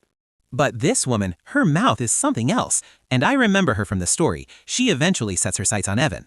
Seline catches her, exposing her long-term affair. Her husband, who thinks she's an angel, won't even believe it. He turns back to me. I get it. You're jealous. It's eating you alive that you can't have her. No wonder Seline prefers Evan. He's kind, considerate, everything you aren't. Look at him, then look at you. His stupidity is actually funny. I look him dead in the eye. Oh, really? What about me? I'm richer, better looking, and I definitely don't have horns. The worst part of my life is just a quiet marriage. When I divorce, I'll still be a catch, unlike you, treasuring garbage like it's gold. Who exactly are you calling garbage? His wife shoves me hard, her face twisted with rage. I honestly didn't expect her to get physical. I stumble back a few steps and walk straight into something warm and solid behind me. Before I can even find my footing, Seline shoves me aside and lands a brutal kick right to the woman's stomach. It happens so fast. The woman goes down, taking her husband with her. She screams, "Who the hell?" But Seline kicks her again. "You're what?" Seline growls. The woman looks up, realizes who just kicked her, and goes dead silent. The guy stares at Seline in shock. "Seline, what are you doing here? Do I need to explain my whereabouts to you?" Seline looks at him with pure coldness. Parading around with trash like this? Seriously? Aren't you embarrassed? My drink finally arrives. I just sip it and watch the show. The kicking was intense, but I'm not questioning it. Man, a leading lady really is on another level. Total boss energy. She makes everything look so easy. Even that casual outfit looks incredible on her, way better than her usual work clothes. Seline turns and sees me just standing there, happily drinking. Her expression immediately drops. "What are you staring at? Get over here." I walk over, layering on the flattery immediately. "Honestly, I thought a celebrity just walked in. Almost didn't recognize you." Seline just gives me a sideways look. She reaches out and yanks me right in front of her. At this distance, her whole vibe just hits me all at once. I look up. Her face is flawless, even magnified 100 times. My hand tightens around my cup. This tension is real. I take a huge, awkward gulp of my drink. Seriously, Seline is just staring me down like I'm some kind of science experiment. Then, boom, she puts me straight to work. There's a price tag scratching her neck, and she expects me to deal with it. I bite my tongue and get on my tiptoes, reaching behind her collar. Meanwhile, Jang and his wife, they're just standing there, completely rattled and speechless. The crowd of onlookers is growing, and honestly, they look just as shook as the Jangs. Wasn't he the one obsessed with her? The rumor said she hated his guts, that he was basically just a neglected husband living in the shadows. Yeah, rumors are trash. There is no way a guy from a family like his would ever let himself be humiliated like that. Just look at how Seline watches him. If that isn't love, I'll literally stand on my head and eat dirt. Also, Seline is tall, like really tall. I'm stretching as high as I can, trying to keep some distance between us. It's way harder than it looks, and that tag is still stuck. Balance? Gone. I fall straight into her, and the scent of her hair hits me instantly, clean, faint, and totally intoxicating. Seline goes completely rigid, like a statue. I hang there for a few incredibly awkward seconds before I finally manage to snag the tag. I try to back off, but Seline isn't having it. She grabs my waist, pulling me in even closer, by like 2 degrees. I have no choice but to look up at her. She's looking down with this half smile that's honestly more of a taunt. She leans into my ear, her voice a low whisper. "I asked for a tag, but you threw yourself at me. Still obsessed, aren't you?" I let my hand rest on her waist. Caught. My mouth tells her exactly what she wants to hear, but my eyes, totally cold. Seline just watches me, her expression shifting into something I can't even begin to read. I lean in close, my breath hitting the corner of her lips. Not gonna lie, I spent all night dreaming about kissing you. And, exactly as I thought, Seline shoves me back, shoots me a death stare, and then turns that icy gaze on the crowd. Everyone scatters instantly. Then, Celine's phone starts buzzing. It's her assistant on the other end, calling her Miss Seline. Turns out Lily Rose is signed with the Ashton Group. Seline glances at me. I'm just standing there, happily sipping juice, and says, "Poach her." I finish my drink feeling pretty refreshed, but Seline is just glaring at me with this incredibly annoyed look on her face. I've definitely pushed her buttons. I'm waiting for her to tell me to get lost, but she just stays silent. She disappears to change back into her original clothes, then barks at me to go pay the bill. When I get back from the register, she's already in a shoe store. She's sitting there, giving me that signature cold look. What are you waiting for? Go pick me some shoes. I bring over a pair to show her, but her lip just curls. You can't judge shoes just by looking at them. You have to try them on. I hold them out, but she just stares. You do it. I see the game now. Shoe shopping torture. Clothes weren't enough for her. She wants me on my knees. I bite my lip, fake a smile, and crouch down beside her. I give her calf a little squeeze. Lift your foot. Seline just gives me this flat, icy look as I slip the shoe on. How's that? Not much. She barely even looks at them before she's back on her phone, checking work messages like I'm not even there. I look around the store, absolutely dreading the next hour. She's not letting up. If I can't find the perfect pair, we're doing this one by one. I'm kneeling there, swapping shoes and silently cursing her entire family tree. Meanwhile, Seline is just casually handling business. Then Nadia drops a bomb in the group chat. It's a side shot of us. Celine's arm around my waist, my hand on hers, total eye contact. Zoe jumps in. Wait, what exactly is the vibe here? Another friend chimes in. Seline has definitely changed. Nadia shares a news link with a headline claiming Seline doesn't love Cole. Seline actually opens it. The article has that photo, plus the one of me falling into her arms, both of us looking at each other. She's living this, but the internet? She knows the truth better than anyone. My eyes have zero love in them when I look at her, and her eyes, same story. It's not love, not even close, but the way those photos look, it creates this perfect illusion. Even Seline feels a bit disoriented for a second. The comment section? Hook, line, and sinker. People online just love playing devil's advocate these days. One person says, "That headline got me. I came for the drama, but you're just shoving cute couple content in my face? Manners, please." If this is what not being in love looks like, then what the hell is real love? Cole is literally living the dream. The way she looks at him, I'd give anything to be that guy for just 1 second. God, come out here and explain this. Wealth, looks, and then love on top of all that? On what grounds? Meanwhile, I'm over here with absolutely nothing. Which way do I need to bow to get a woman like that? Someone replies instantly. Keep dreaming, buddy. Dreaming is faster. Shay sees the post and immediately calls to have it scrubbed from the trending list. She's worked for Seline for years. She knows Seline absolutely hates trending with Cole, especially when they're framed as a happy couple. Every time this happens, Shay gets scolded and takes a pay cut anyway. This time, she's determined to handle it perfectly. Nadia hits up the group chat. No plans tonight. She's officially hit her limit on all this couple content. Honestly, same. She's totally stuffed. Then Zoe jumps in to back her up. Yeah, can we get way less of this news next time? She says. Definitely not my vibe. Meanwhile, Seline is glaring down at me like she can literally hear me cursing her out in my head. Wow, you seem pretty terrified of letting me try a shoe on you. I shoot back quickly, but she doesn't miss a beat. Not at all. Actually, I'd be thrilled to help you with shoes or clothes. In fact, want me to go grab a few more outfits for you too? She's totally onto me. She sees right through my fake-as-hell smile and this shameless performance I'm putting on. Her throat tightens for a split second. Fine, game on. I just blink at her, playing the part of the confused idiot perfectly. A tiny, cold smile touches Celine's lips as she stands up. No point in waiting around. Let's go, right now. I'm honestly speechless. I swear, this woman either hates me for dodging her or hates me for being anywhere near her. There's no winning. Next thing I know, she's dragging me straight into a boutique. Before I can even process it, she's grabbed 2 items and is hauling me into the fitting room.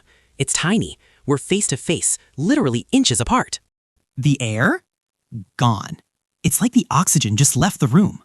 Seline hangs the clothes up, grabs hold of me, and locks eyes. Those deep, piercing eyes of hers. It feels like she's reading every single trick I've got up my sleeve. Well, why are you just standing there? I'm calling her every name in the book inside my head. She can't stand me touching her. It's like a physical allergy. She's literally stuck, unable to do a thing. So, what's there to be scared of? I'm getting a front row seat to a free show. I'd be a total moron not to take advantage of this.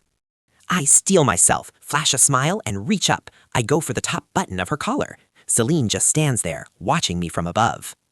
I actually have to get up on my tiptoes just to reach the damn button. And then it happens.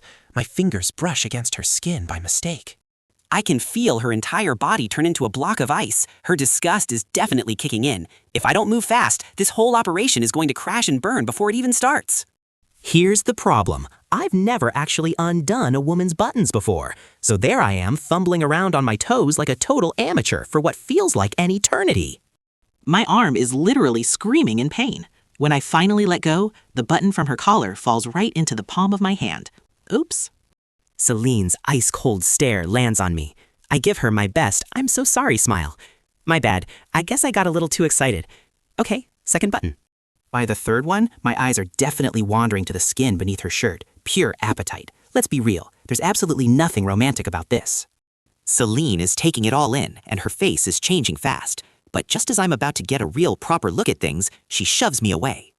Before I can even wrap my brain around it, she's out the door with her phone in hand. She's furious, just walking away. "I'll just wait for you in here," I yell.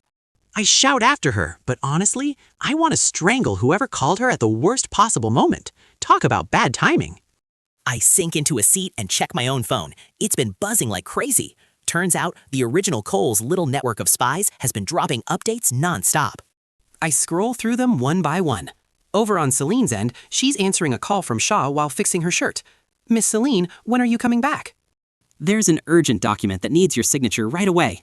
She ends the call and goes to do up her top button out of habit. It's gone, missing. She looks back at the fitting room. I'm still in there. Her face just darkens. She heads out. Back at the office, the assistant brings the papers for her to sign. You can practically hear the pride in the girl's voice. Miss Seline, you and the young master were trending again. But don't worry, I moved fast and had the whole thing wiped immediately. It's completely off the charts. Seline just looks at her. Shaw is waiting for a good job or some praise, but it's just silence. She looks once, then twice. Something is definitely wrong. She watches Celine's lips curl into a cold, mean smirk. "You've been looking pretty bored lately, haven't you?" By the end of the day, I want every single file on the North District project on my desk. Shaw is totally floored. She grabs her papers and bolts. Seline picks up her phone and does a quick search for "Seline doesn't love Cole." Sure enough, it's vanished. After everything that woman has put me through, the urge to absolutely destroy her has never been stronger. I go straight to the Ashton group to find Elise. It's frickin' boiling outside. The second I walk in, I collapse into a chair and grab a random document from her desk to fan myself. Elise just glances over at me and turns the air conditioning down a few more degrees. Thank God. Weren't you supposed to be out with Seline? What are you doing here? I think back to those comments, the whole internet calling us a sweet, devoted couple. I still haven't figured out how people see love when Seline is literally gritting her teeth and fighting back puke every time she has to touch me. I look up at Elise, totally deadpan. If I were actually on a real date, do you think I'd be sitting here? Elise looks at me, curious. Is she falling for you? Impossible, I say, without even having to think about it. How can you be so sure? She asks. Elise studies me, and that usual warmth in her eyes turns into something a lot more serious. I set the document back down on the desk. I have been watching her world for years. I know exactly who she's really in love with. All of this, it's just a performance. She wants everyone to think our families are best friends. She wants you to lower your guard so she can strike. That's why I'm here, to warn you. Keep your eyes on her. Seline is holding something over me. She won't let me go, and it's not because of love. It means she's still following the script from the original story. She's going to destroy the Ashton group and leave me with nothing. I can't let my guard down for a second. Elise watches me, clearly noticing how wound up I am. I'm acting like I'm 100% certain that something terrible is about to happen. Any red flags at the office? I shake my head. Everything looks clean, and the projects are solid. A total dead end. Elise looks caught off guard by that. Still nothing. Look, if I can't stop the threat head on, I've only got one play left. Make so much money that it doesn't even matter. Then Elise asks, "That isekai story you showed me last time, how does it actually end?" I just shrug. Honestly, no clue. The author hasn't finished it yet. If you're curious, I'll let you know once the final chapter drops. I grab a chocolate out of my bag, unwrap it, and get ready to head out. Elise just stares at me. I hand her another piece before leaving the building and driving back to the Ashton house. Now, according to the original story, After the Voss Group buys out Westwind Pharmaceuticals, that dyeing company, the one that's been tanking for months? it starts hitting the daily limit up over and over. In less than 2 weeks, its market value literally doubles. Timeline-wise, the deal is going down any day now. I can't stop it, so my only move is to buy in. Problem is, I'm the new guy. My account is too fresh for margin trading. So, time for plan B. Ask Mom if I can use her account to make the play. The second I walk in, Mrs. Liu warns me that Mom's been tracking the online drama between me and Seline all afternoon. Great. Just great. My head starts spinning, and Mom hides her phone the moment she spots me. She starts barking orders for dinner and tells me to invite Seline over tonight. I shut that down immediately. She's busy, I tell her, but Mom keeps pushing. Honestly, the last thing I want is Seline at our table after what she's planning. She doesn't deserve a seat here. But then again, I really don't want to go home and have to cook for her either. I shoot Seline a quick text. My mom wants you over for dinner tonight.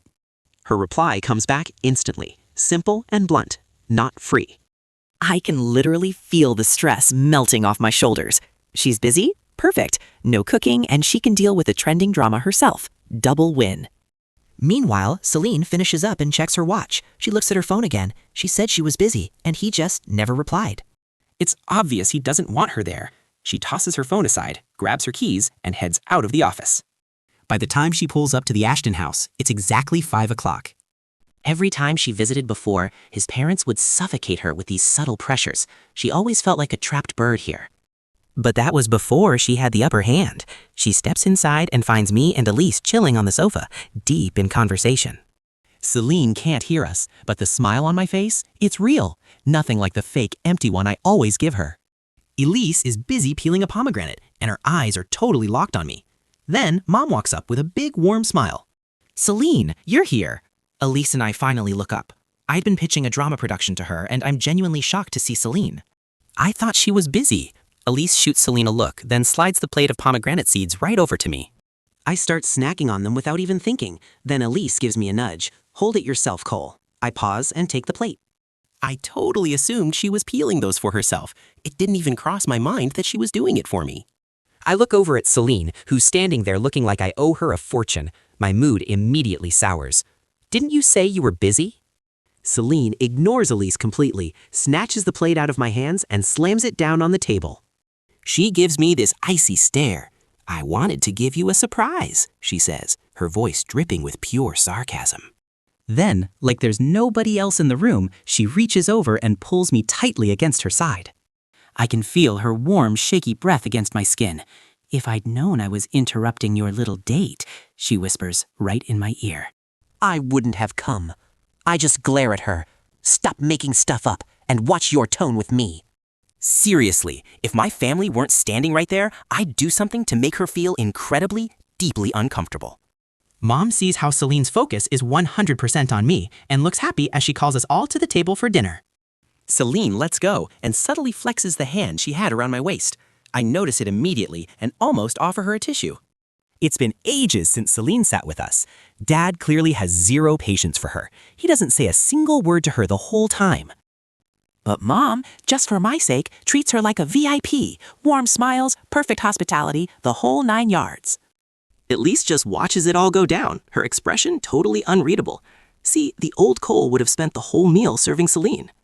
Every choice piece of food would have gone straight into her bowl, but now I'm just enjoying my own meal for once. Seline keeps glancing my way. Mom notices and gives me a gentle nudge. Cole, don't just eat your own food. Look after Seline. I don't even hesitate. She's a grown woman, Mom, not a toddler. She doesn't need me to serve her food. I really don't want them knowing about the divorce or the threats yet, but man, the stress of hiding it is starting to get heavy. Even as the words leave my mouth, I'm already reaching out to drop a little something extra into her bowl. Dig in, everyone. I start serving Seline, then move on to Dad, Mom, and Elise. I'm making sure nobody feels left out. Equal love for everyone at the table.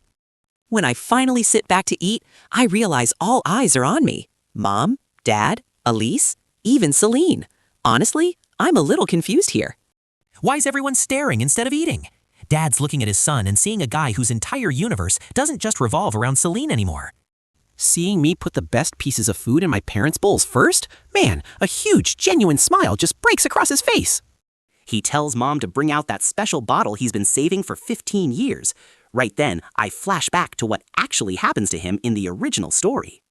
I speak up immediately. Dad, your blood pressure. No drinking. Mom looks shocked for a second, but then she's right there with me. Cole is right.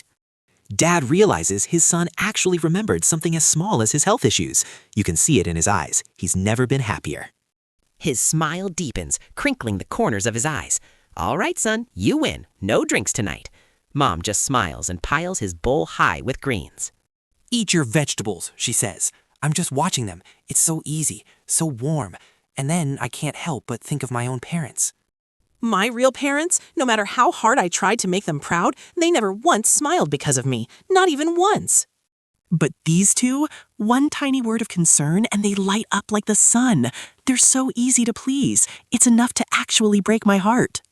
It feels like I'm looking at a mirror of my old self, that version of me that just wanted a tiny bit of love from her parents. If all of this family, this warmth, is just some crazy dream, honestly, I'd rather stay lost in it forever and never wake up. For the first time ever, Seline isn't the star of the show. We've got real laughter at the table instead of that heavy, suffocating silence. After dinner, Mom and Dad are just glowing. They can't believe how much Cole has changed. And Seline, she seems different too. She used to barely even look at him, but tonight she kept glancing his way like she was the one being ignored, and Cole, he'd barely even noticed her. Honestly, serves her right. This new version of Cole? Yeah, it definitely suits him way better. Seline looks from Elise back to me. My intentions must be written all over my face because she's not having it. Without a single word, she walks over and literally hauls me off the sofa. We're leaving. Good food, people who actually like me. Man, I don't want to go. I really have no desire to head back out, but then I catch that look in Celine's eyes. That don't even try it look. It's a non-negotiable threat, and I'm just not in the mood for a fight. I say my goodbyes to everyone and follow her out. I haven't slept in 2 days. After a shower, I'm ready to crash, but then a message from Seline pops up. Definitely not a love letter. She tells me to repost some trending photo for everyone to see. I decide to play dumb. What photo are we talking about? Seline sends the link. I act shocked. You actually like me? 2 minutes later, she hits back. Post it or explain yourself at the police station. That'll clarify if I like you or not, she says. I'm muttering every curse word I know while I save the photo and hit repost. My caption, forced to post this by a certain someone. You guys tell me. Is she crazy in love with me or what? I know Evan will see this. Hopefully he gets jealous and Seline has to go deal with his drama instead of mine.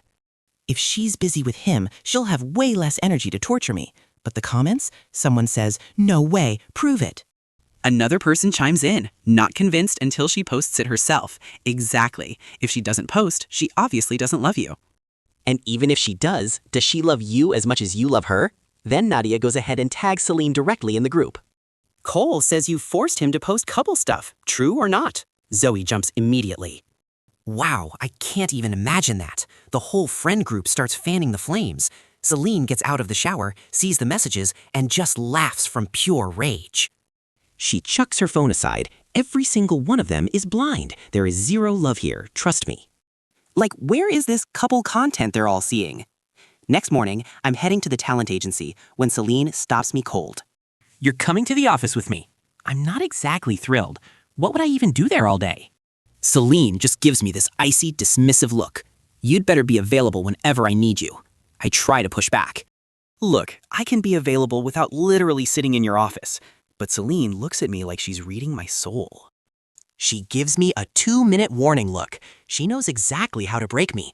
I just grab my laptop and follow her like a lost puppy. The director's team is already starting production prep.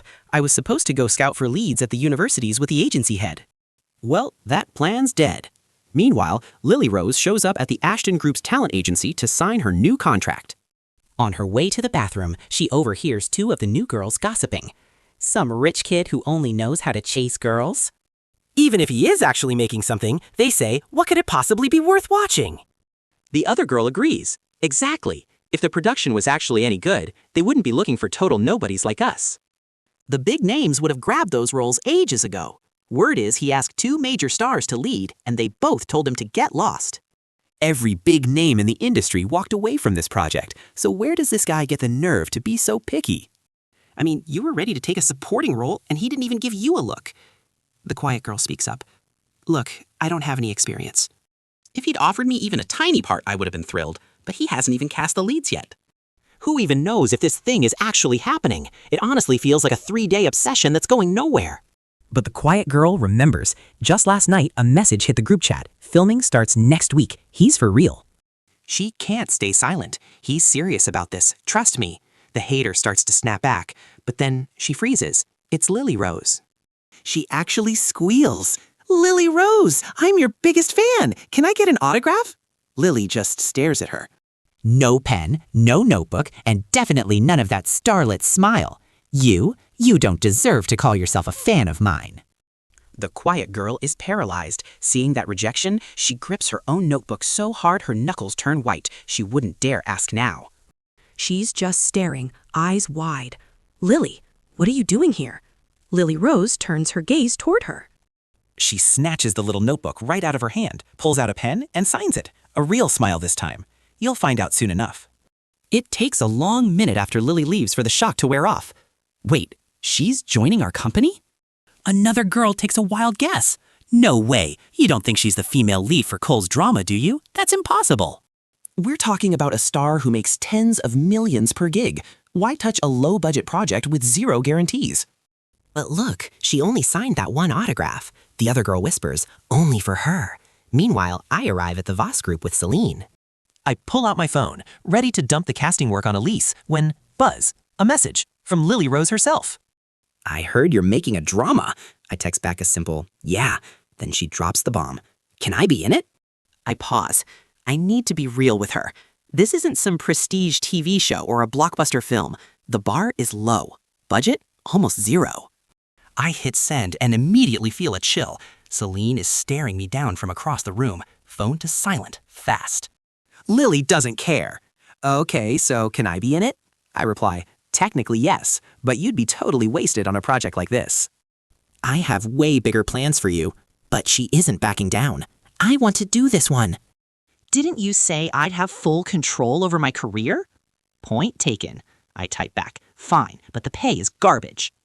The schedule is a nightmare, and the rest of the cast, untrained rookies. She doesn't even blink. I know. You know all that, and you're still in? Her answer is pure gold. If you believe in it, it has to be worth it. I'm not missing out. Man, just yesterday she told me I had trash taste. I only signed her to save her because she reminded me so much of my old self. I've refused to let her story end the way it's written, dying alone and broken. No way. Not on my watch. Right now, her happiness is everything. I'm not even thinking about the money or the value she brings to the table. She wants in, so it's a yes. With a superstar like Lily Rose as the lead and her massive fan base, this project is going to explode. And hey, if I can't find a male lead who fits, maybe I'll just step into the spotlight myself. Just imagine, when the show hits #1, my parents will finally have something to brag about when people ask about their son. Plus, filming means kissing beautiful actresses and being surrounded by stunning women all day. I'm definitely vibing with that thought. Then, bam, I catch Celine's ice-cold stare. My smile vanishes instantly. Back to reality. Seline gives me the ultimate withering look. Get me a glass of water. The dispenser is right there, but fine. I fill a cup with cold water. She looks at it like it's poison. Hot. I don't argue. I chug the whole cold cup in one go, toss it, and fill a new one with hot water. Seline frowns again. Apparently, she wants a specific cup now. I'm doing my best to keep it together here. Fine. Where's your personal cup? Seline just lets out this cold, sharp huff. Suddenly, I'm not thirsty anymore. My hand clenches into a fist. She actually smiles. That cold, I got you smile. Impatient already? I force a grin. Me? Never. She's not done. Go downstairs and get me a coffee. Lessons learned. I just smile and ask, what flavor? She stops mid-signature and looks up, surprised. Go see what they have. On it, I head down. The second I'm at the cafe, I snap a photo of the entire menu and send it. No reply. Fine. I buy one of every single flavor on the corporate card. I have the staff carry the whole haul up. Seline is heading to a meeting when I walk in with a literal army of coffee cups. I gesture to the massive spread, every flavor they have, right here. I give her the fakest, most customer service smile ever. She gives me that look again. She grabs one cup and says, "Clean up the rest." The office is already spotless, lady. What is there even to clean? Whatever. I grab one for myself and start handing the rest out to the staff. Everyone wins. Then I kick back on Celine's sofa, open my trading app, and drop everything into West Wind Pharmaceuticals. Maximum limit. Time to play. Back to the grind. Seline finishes her meeting and finds me sprawled out on the sofa with my laptop. My fingers are flying across the keys at a speed that even she, a daily pro, can't touch. What? No girls to chase today? Taking out your frustration on that poor keyboard? She kicks back in her chair, loosening her tie. Get me some water. Way to kill my vibe. I grit my teeth and snap the laptop shut. Fake smile on. Hot or cold, boss? Or maybe mine. Celine's face drops 2 shades. Guess, she says with a freezing smile. I tap the desk. If I'm guessing, I'm playing for real. I round the desk and lean right into her space. I expect a shove, but she just stares me down. She thinks I'm bluffing. She's not afraid. Fine then. I sit right down in her lap. I feel her entire body lock up instantly. Her face is a whole movie of emotions. She's gripping that armrest like she's fighting an actual war inside. She's totally disgusted. Honestly, I love it. I trace a slow, lazy circle on her chest.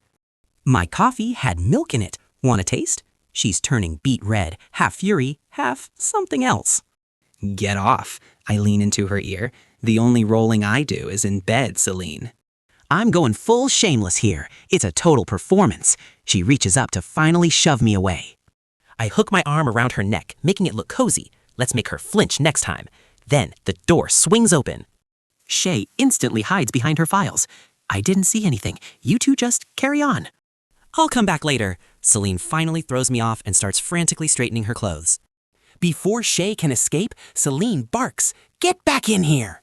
Shay looks terrified, like she's seen a ghost. Yes, Miss Seline, I just stand there, casually fixing my hair like this is a normal Tuesday. Why are you still standing there? Seline snaps. I decide to give her the wrong answer. Fine, I'll go wait for you in bed then. Celine's professional mask completely shattered. Pure rage.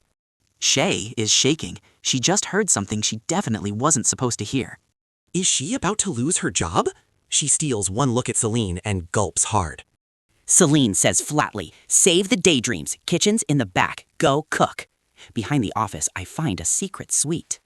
There's a whole lounge with videotech, a rest area, and even a full bathroom. Seline basically lives here. I take a look inside the fridge, nearly empty. Typical. I'm heading out for groceries when I hear Evan arrive. I duck back inside the kitchen immediately. My mom made this after she got out of the hospital. She insisted I bring it for you. Seline eyes the bag. How's her recovery? Great, Evan says warmly. She's got her energy back. She's doing well. He looks at Seline with so much unspoken emotion in his eyes. When are you free? She keeps talking about having you over for dinner to thank you for everything. When I have a window, I'll stop by, Seline says easily. Evan starts fidgeting, totally unsure. Ever since that night he confessed while drunk, he's been overthinking every single interaction they have. But she acts like nothing happened. What did all those years of special attention even mean then? Was it all just a lie? If she likes him, why hasn't she given him a sign? Then there's Cole. Those shopping photos of them together looked way too close for comfort. Is she just playing a role for the family? He understands her less every single day. Seline breaks the silence. Got things to do? If not, stay for lunch. Evan blinks, caught off guard. He rubs his forehead. I'm on my break right now. Nothing urgent. Suddenly, Seline looks right at my hiding spot.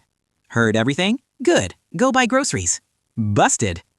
I step out. Evan's hand tightens into a fist the second he sees me. He thought it was a private lunch. Now he realizes the husband is the one cooking for them. She's treating me like part of the family. I'll grab the food now, I tell them warmly. You two take your time. I grab my phone and head out. Evan is fuming silently. Get back to work. I'll just use the restroom. A few minutes later, he sends Seline a text. All right, quick update. A friend just hit me up. Gotta go meet them, so I'm heading out. Let's push that lunch date to another time, okay? I hit the supermarket, and honestly, I went totally overboard. If the original Cole had been told to cook for Evan, this whole city would have been ringing with their screaming matches. But I'm built different. My whole mission is to give these two a little push. Seriously, the sooner they finally spark, the better for everyone. I stock up on groceries and a literal mountain of snacks just for Evan. Then I haul the bags back to the office, only to find Seline sitting there all by herself. Where's Evan? I ask. Seline just gives me this look. Evan? She repeats. Apparently, I'm being a little too friendly for her taste. You forget how you used to treat him? She asks. I just drop a bag of snacks on her desk. Exactly. That's why I'm regretting it now. I want to make things right. These are for him. Make sure he gets them when he's back. Seline just stares, first at the snacks, then at me, like she's trying to solve a puzzle. I'm still breaking a sweat from rushing over, but my face? Pure sincerity. Zero drama, zero bitterness toward the guy. Finally, she just looks away quietly. She tugs at her tie. He already left. Wait, my voice practically cracks. He left? Why on earth did you let him go? She just shoots me this icy glare. Evan is gone, and I am legit upset. Like, I'm actually confronting her. Did you say something to piss him off? Is that it? Did you see that trending news from yesterday? Did he get the wrong idea? Or wait, did he confess and you're just ghosting his feelings? Honestly, I'm exhausted. The snail's pace these two are moving at is going to be the literal death of me. Like, come on already. When do I get to be free? I'm half tempted to just grab their heads and force them to fall in love myself. But this woman, she ignores every single word I say. Seline slams her pen down. My private life is none of your business. Now, go cook. Ouch. Message received. She's totally unbothered. I swallow every comeback I've got, grab the groceries, and march my way into the kitchen. Think about it. Evan already confessed way ahead of the original timeline. Logically, she should be putting that divorce back on the table, right? But no plan for that at all. She's rock solid, suddenly making us trend online, dragging me to her office every day, making everyone think we're the perfect power couple. It's becoming obvious. Her secret plot to take down the Ashton group, it's definitely in motion. She's the main lead, though. Plot armor and all that. Even Elisa hasn't been able to dig up a single thing on her. Maybe I need an inside angle. So while I'm whipping up 3 different dishes, I play the part of the most gracious host ever, inviting her to eat while secretly trying to snag a peek at those documents on her desk. Later that afternoon, while she's stuck in a meeting, I go full spy mode. I check everything. Standard reports, forms, nothing. She's clean. So back to my writing I go. Next day, same routine. She drags me to the office again. But then, just past 10 in the morning, a silver lining appears. The news breaks. Voss Group is officially buying out Westwind Pharmaceuticals. I check my trading account immediately. Stocks already suspended. Yes, perfect! I managed to buy in right at the absolute floor before the price even breathed. Since spying on her office was a bust, I decided to play the long game. I used Seline's card to buy the entire executive team tea and snacks. Time to win some hearts. Gotta balance that hard work with some rest, guys, I tell them. You're my wife's best people. This company wouldn't be anywhere without you. Just a small gift. Don't be shy. Now keep in mind, the old husband used to walk past these people without even a nod. Back then, if they even looked at him with a hint of curiosity, they'd get their heads bitten off. Total nightmare boss energy. But now, here he is, handing out treats and being totally chill. They're so shocked they literally don't know how to react. They accept the food politely, and I start working the room. So how long have you been here? I ask. 2 years, someone replies. No way! Someone as good-looking as you is still single? I've got to set you up. Suddenly, everyone's jumping in. What about me, brother-in-law? I'm single too. Man, whoever he sets you up with is going to be a total catch. Everyone is talking at once. The hype is real. And that's exactly when Seline walks in. She finds me perched on a desk, right in the middle of a super lively chat with her entire staff. Can't find women outside, so you're hunting in my office now? Her voice is ice cold. She turns to Shay, who's right behind her. Is my executive team always this bored? Shay just taps the door with her files. Has everyone finished their assignments? Boom, everyone's back to work. Then I turn around to find Seline staring me down with a face like a thunderstorm. Get in here, now. I give everyone a little wave and a grin before following her back. She drops into her chair, rips at her tie, and just looks at me. Deadpan. You want me to just give you an actual job here or what? I just give her a look. I mean, the executive office knows every secret in the company. I'd actually love that. But let's be real, she's just being sarcastic. Hey, whatever you say, I tell her. I'm just a brick in your wall. Wherever you need me, that's where I'll be. Seline lets out this irritated laugh. Her tie is totally loose now, her top button undone. She's definitely feeling the stress. The whole look is disheveled and wild, a bit dangerous, honestly. And not gonna lie, it's a pretty good look on her. Then the decree. For lunch, I want handmade dumplings from scratch. I just smile, even though I'm basically grinding my teeth. Why not just eat me instead? I'm all natural. Seline just stares at me. Then go throw yourself in the pot. I'm literally fuming. Homemade dumplings are fine, but making them from scratch? Honestly, I'd rather shove her in a meat grinder and use her for the filling. But she's got me backed into a corner right now, and picking a fight while she has this much leverage? Yeah, that gets me nowhere. It's like Celine's main goal in life is making sure I don't have a single second of peace. Before she heads out that afternoon, she drops a warning. Stay in this office. Do not move. If I catch you going anywhere near anyone else's work, you're finished. So, day after day, Seline drags me here and locks me in her office. I can't go anywhere or do anything. Every single thing has to be handled over the phone. The only silver lining is that she's too busy to torture me 24/7. I managed to knock out 2 more scripts, but the clock is ticking. Filming for the short drama is starting soon. And here I am, the actual male lead of this entire production, being held hostage in Celine's office every single day. I'm starting to get really anxious. That afternoon, I'm just sitting on the sofa watching her work, trying to brainstorm a way to make her absolutely sick of having me around. She loathes me, yet she drags me here every day just to make my life difficult. At this point, it's just mutual destruction. Maybe it's time to crank things up a notch. Seline looks up and catches me cycling through a weird mix of frowning, grinding my teeth, and then grinning right at her. She lets out a cold, mocking laugh. Scheming again? Is that tiny brain of yours actually enough to come up with anything? Want to borrow some of mine? Right then, Celine's phone starts buzzing. She cuts her eyes at me and picks up. It's her mother, and the voice is loud and clear. Your sister and her family are back today. Bring Cole home for dinner tonight. Now, the one thing Seline has always hated more than anything is taking me to her family home for a meal. To them, I'm the golden son of the powerful Ashton family. Marrying into my family was basically the ultimate win for them. The Ashtons' entire empire will eventually be hers, so every time we visit, everyone is in her ear telling her she needs to treat me like a king. Without even a second thought for what she actually wants, she ends the call and shoots me a sideways glare. You're coming to my family's house for dinner tonight. Dinner at her place? Perfect. This is exactly the opening I needed. My eyes light up instantly, just like the original Coles would have. Celine's gaze narrows, watching me like a hawk. I'm on my feet in a second, ready to roll. I'll go pick up some gifts. Seline just tugs at her tie and looks away. Don't bother. Just stay right where you are. See, going to the family home was the original Cole's favorite thing. Her parents were always on his side, always backing him up. He used to show up at her office early every single time, just to wait for her to finish so they could go in together.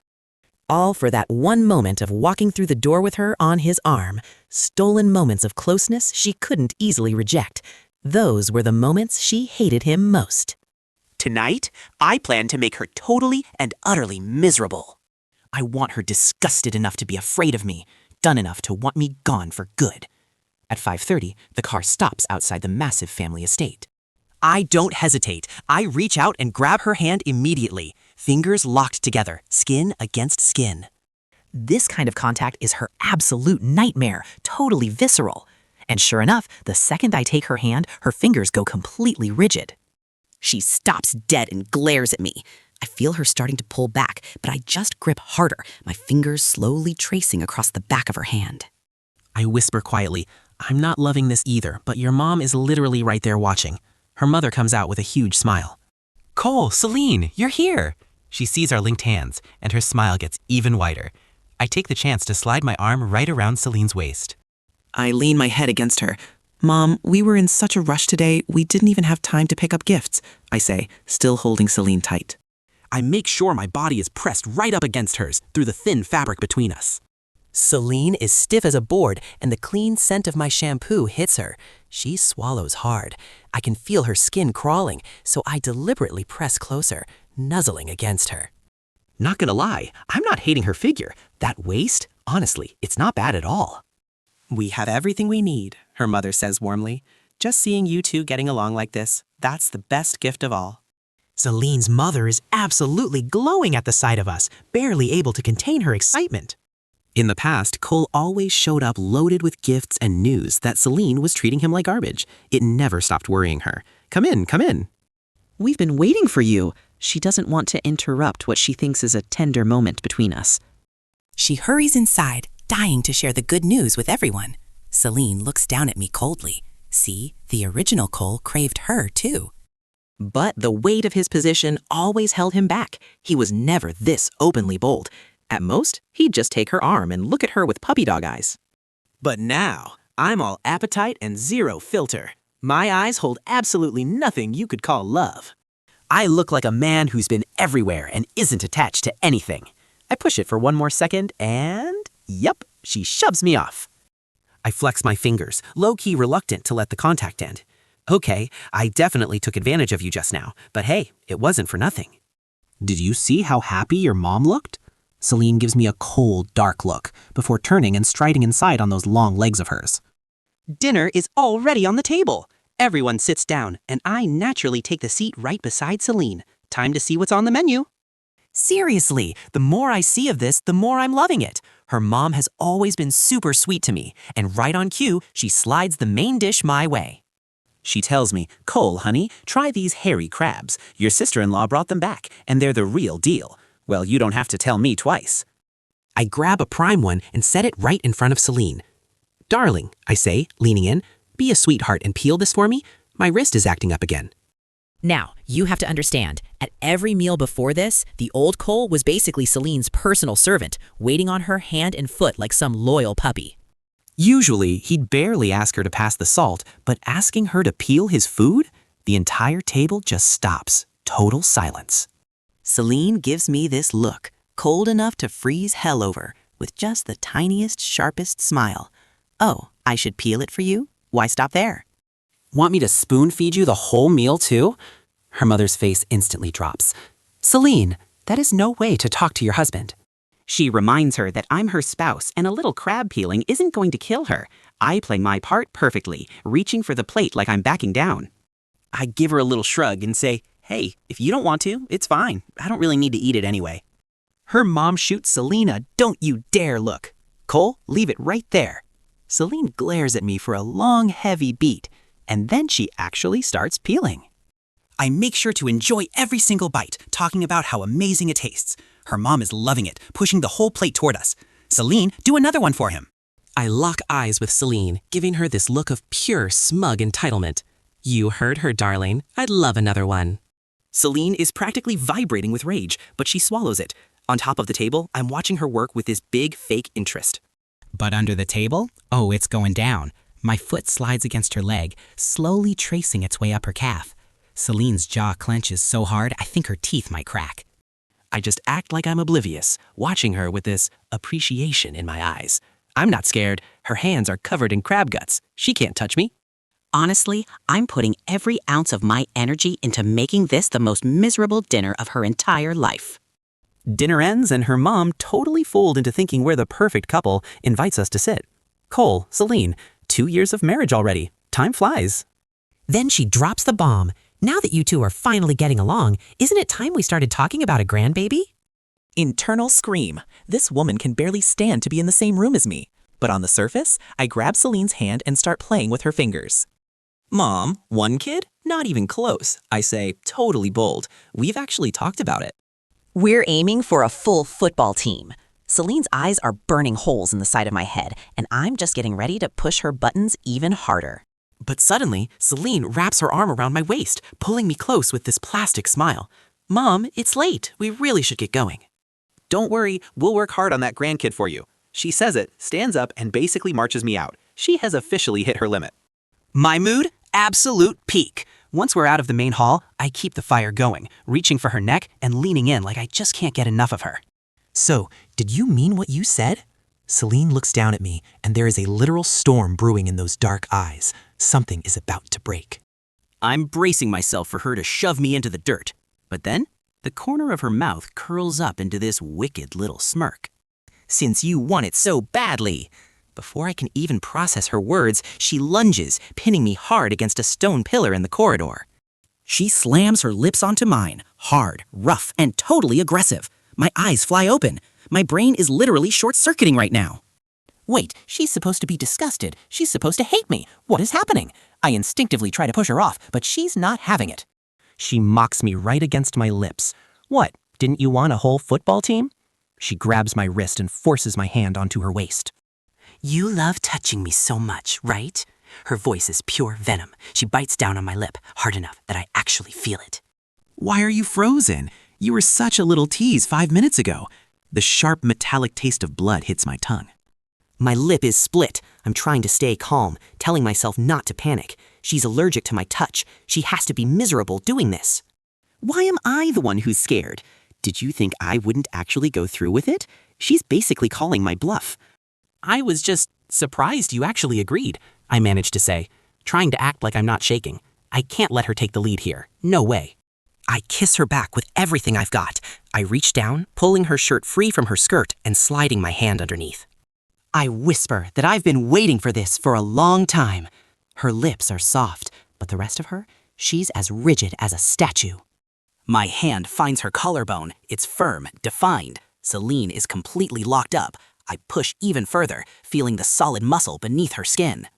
It feels incredible, honestly, but before I can enjoy it, Seline grabs my wrist and shoves me back with enough force to knock the wind out of me. Her face is a total wreck. The rage in her eyes is like molten lava finally bursting through the surface. She gives me this look that could literally wither a soul. Did you honestly think I'd ever let someone like you touch me? She turns and storms off, leaving a trail of ice in her wake. I watch your car peel away without a single look back, and I just start laughing. I won. She is absolutely 100% disgusted. Cut to the Royal Lounge. Seline walks in, pours herself a stiff drink, and kills the whole glass in one go. Then she pours another. Her friends see her looking like a mess and immediately swarm. Nadia starts teasing. Whoa, Seline, did someone cut you off at home or something? Zoe leans in, inspecting the damage. Clothes messed up, lipstick smeared. Doesn't look like a dry spell to me. Looks like she ran out before Cole could finish the job. Seline looks like a total wreck. She freezes the room with one cold glare. Zoe, everyone, get out, now. Nadia isn't backing down, though. Called it, she says. Totally chill. It is really not that deep. She starts promising a fix for next time, but then, smash! Seline hurls a bottle. Glass everywhere. Total silence. The three of them are paralyzed. Seline just pours another, loosens her collar, and glares. Listen up, she hisses. I do not like him. Period. Never say his name again. He is the guy who shamed her. The one person she absolutely loathes. Revenge? Yes. Feelings for me? Yeah, right. Not a chance. The trio shares a look and ghosts. Nadia, Zoe, the other one, they all need a drink after that. The Goff family driver drops me home. Seline is still out. I shower, crash, and check my phone at sunrise. Nothing from Seline. Big surprise. But Lily Rose, she texted a few minutes ago. Filming starts tomorrow. When are you hitting a set? I tell her today. Boom. Instant reply. What time? I will help you carry stuff. Leading man, leading lady. Honestly, I am actually hyped for this. Time to get up and pack. A 2-hour drive sounds exhausting, so I hire a car instead. We pull up to the hotel, and I hop out. I head for the trunk, but Lily Rose is already there, running toward me like she has been waiting for hours. She is rocking a hat and mask. The second that trunk pops, she is on it. Let me help. She is a good soul. I am not saying no. Did you finish the script? She just stares, walking beside me. I did. She cannot seem to take her eyes off me. Seriously, I have never read anything like this. I loved it. It is not some trashy drama. The whole second chance at life thing, it hits different. She looks at me, probably picturing how cold and sharp Seline was toward me the other day. If you could do it all over, she asks, would you still marry Seline? I give her my brightest smile. If I got a do-over, I would never give up the whole forest just to chase one single tree. She gets it. I regret it. I look back at her. Everyone has got regrets. But you should not be afraid of the regret itself. What is scary is drowning in it, never finding a way out, forgetting that a better version of yourself is still out there, waiting in the future.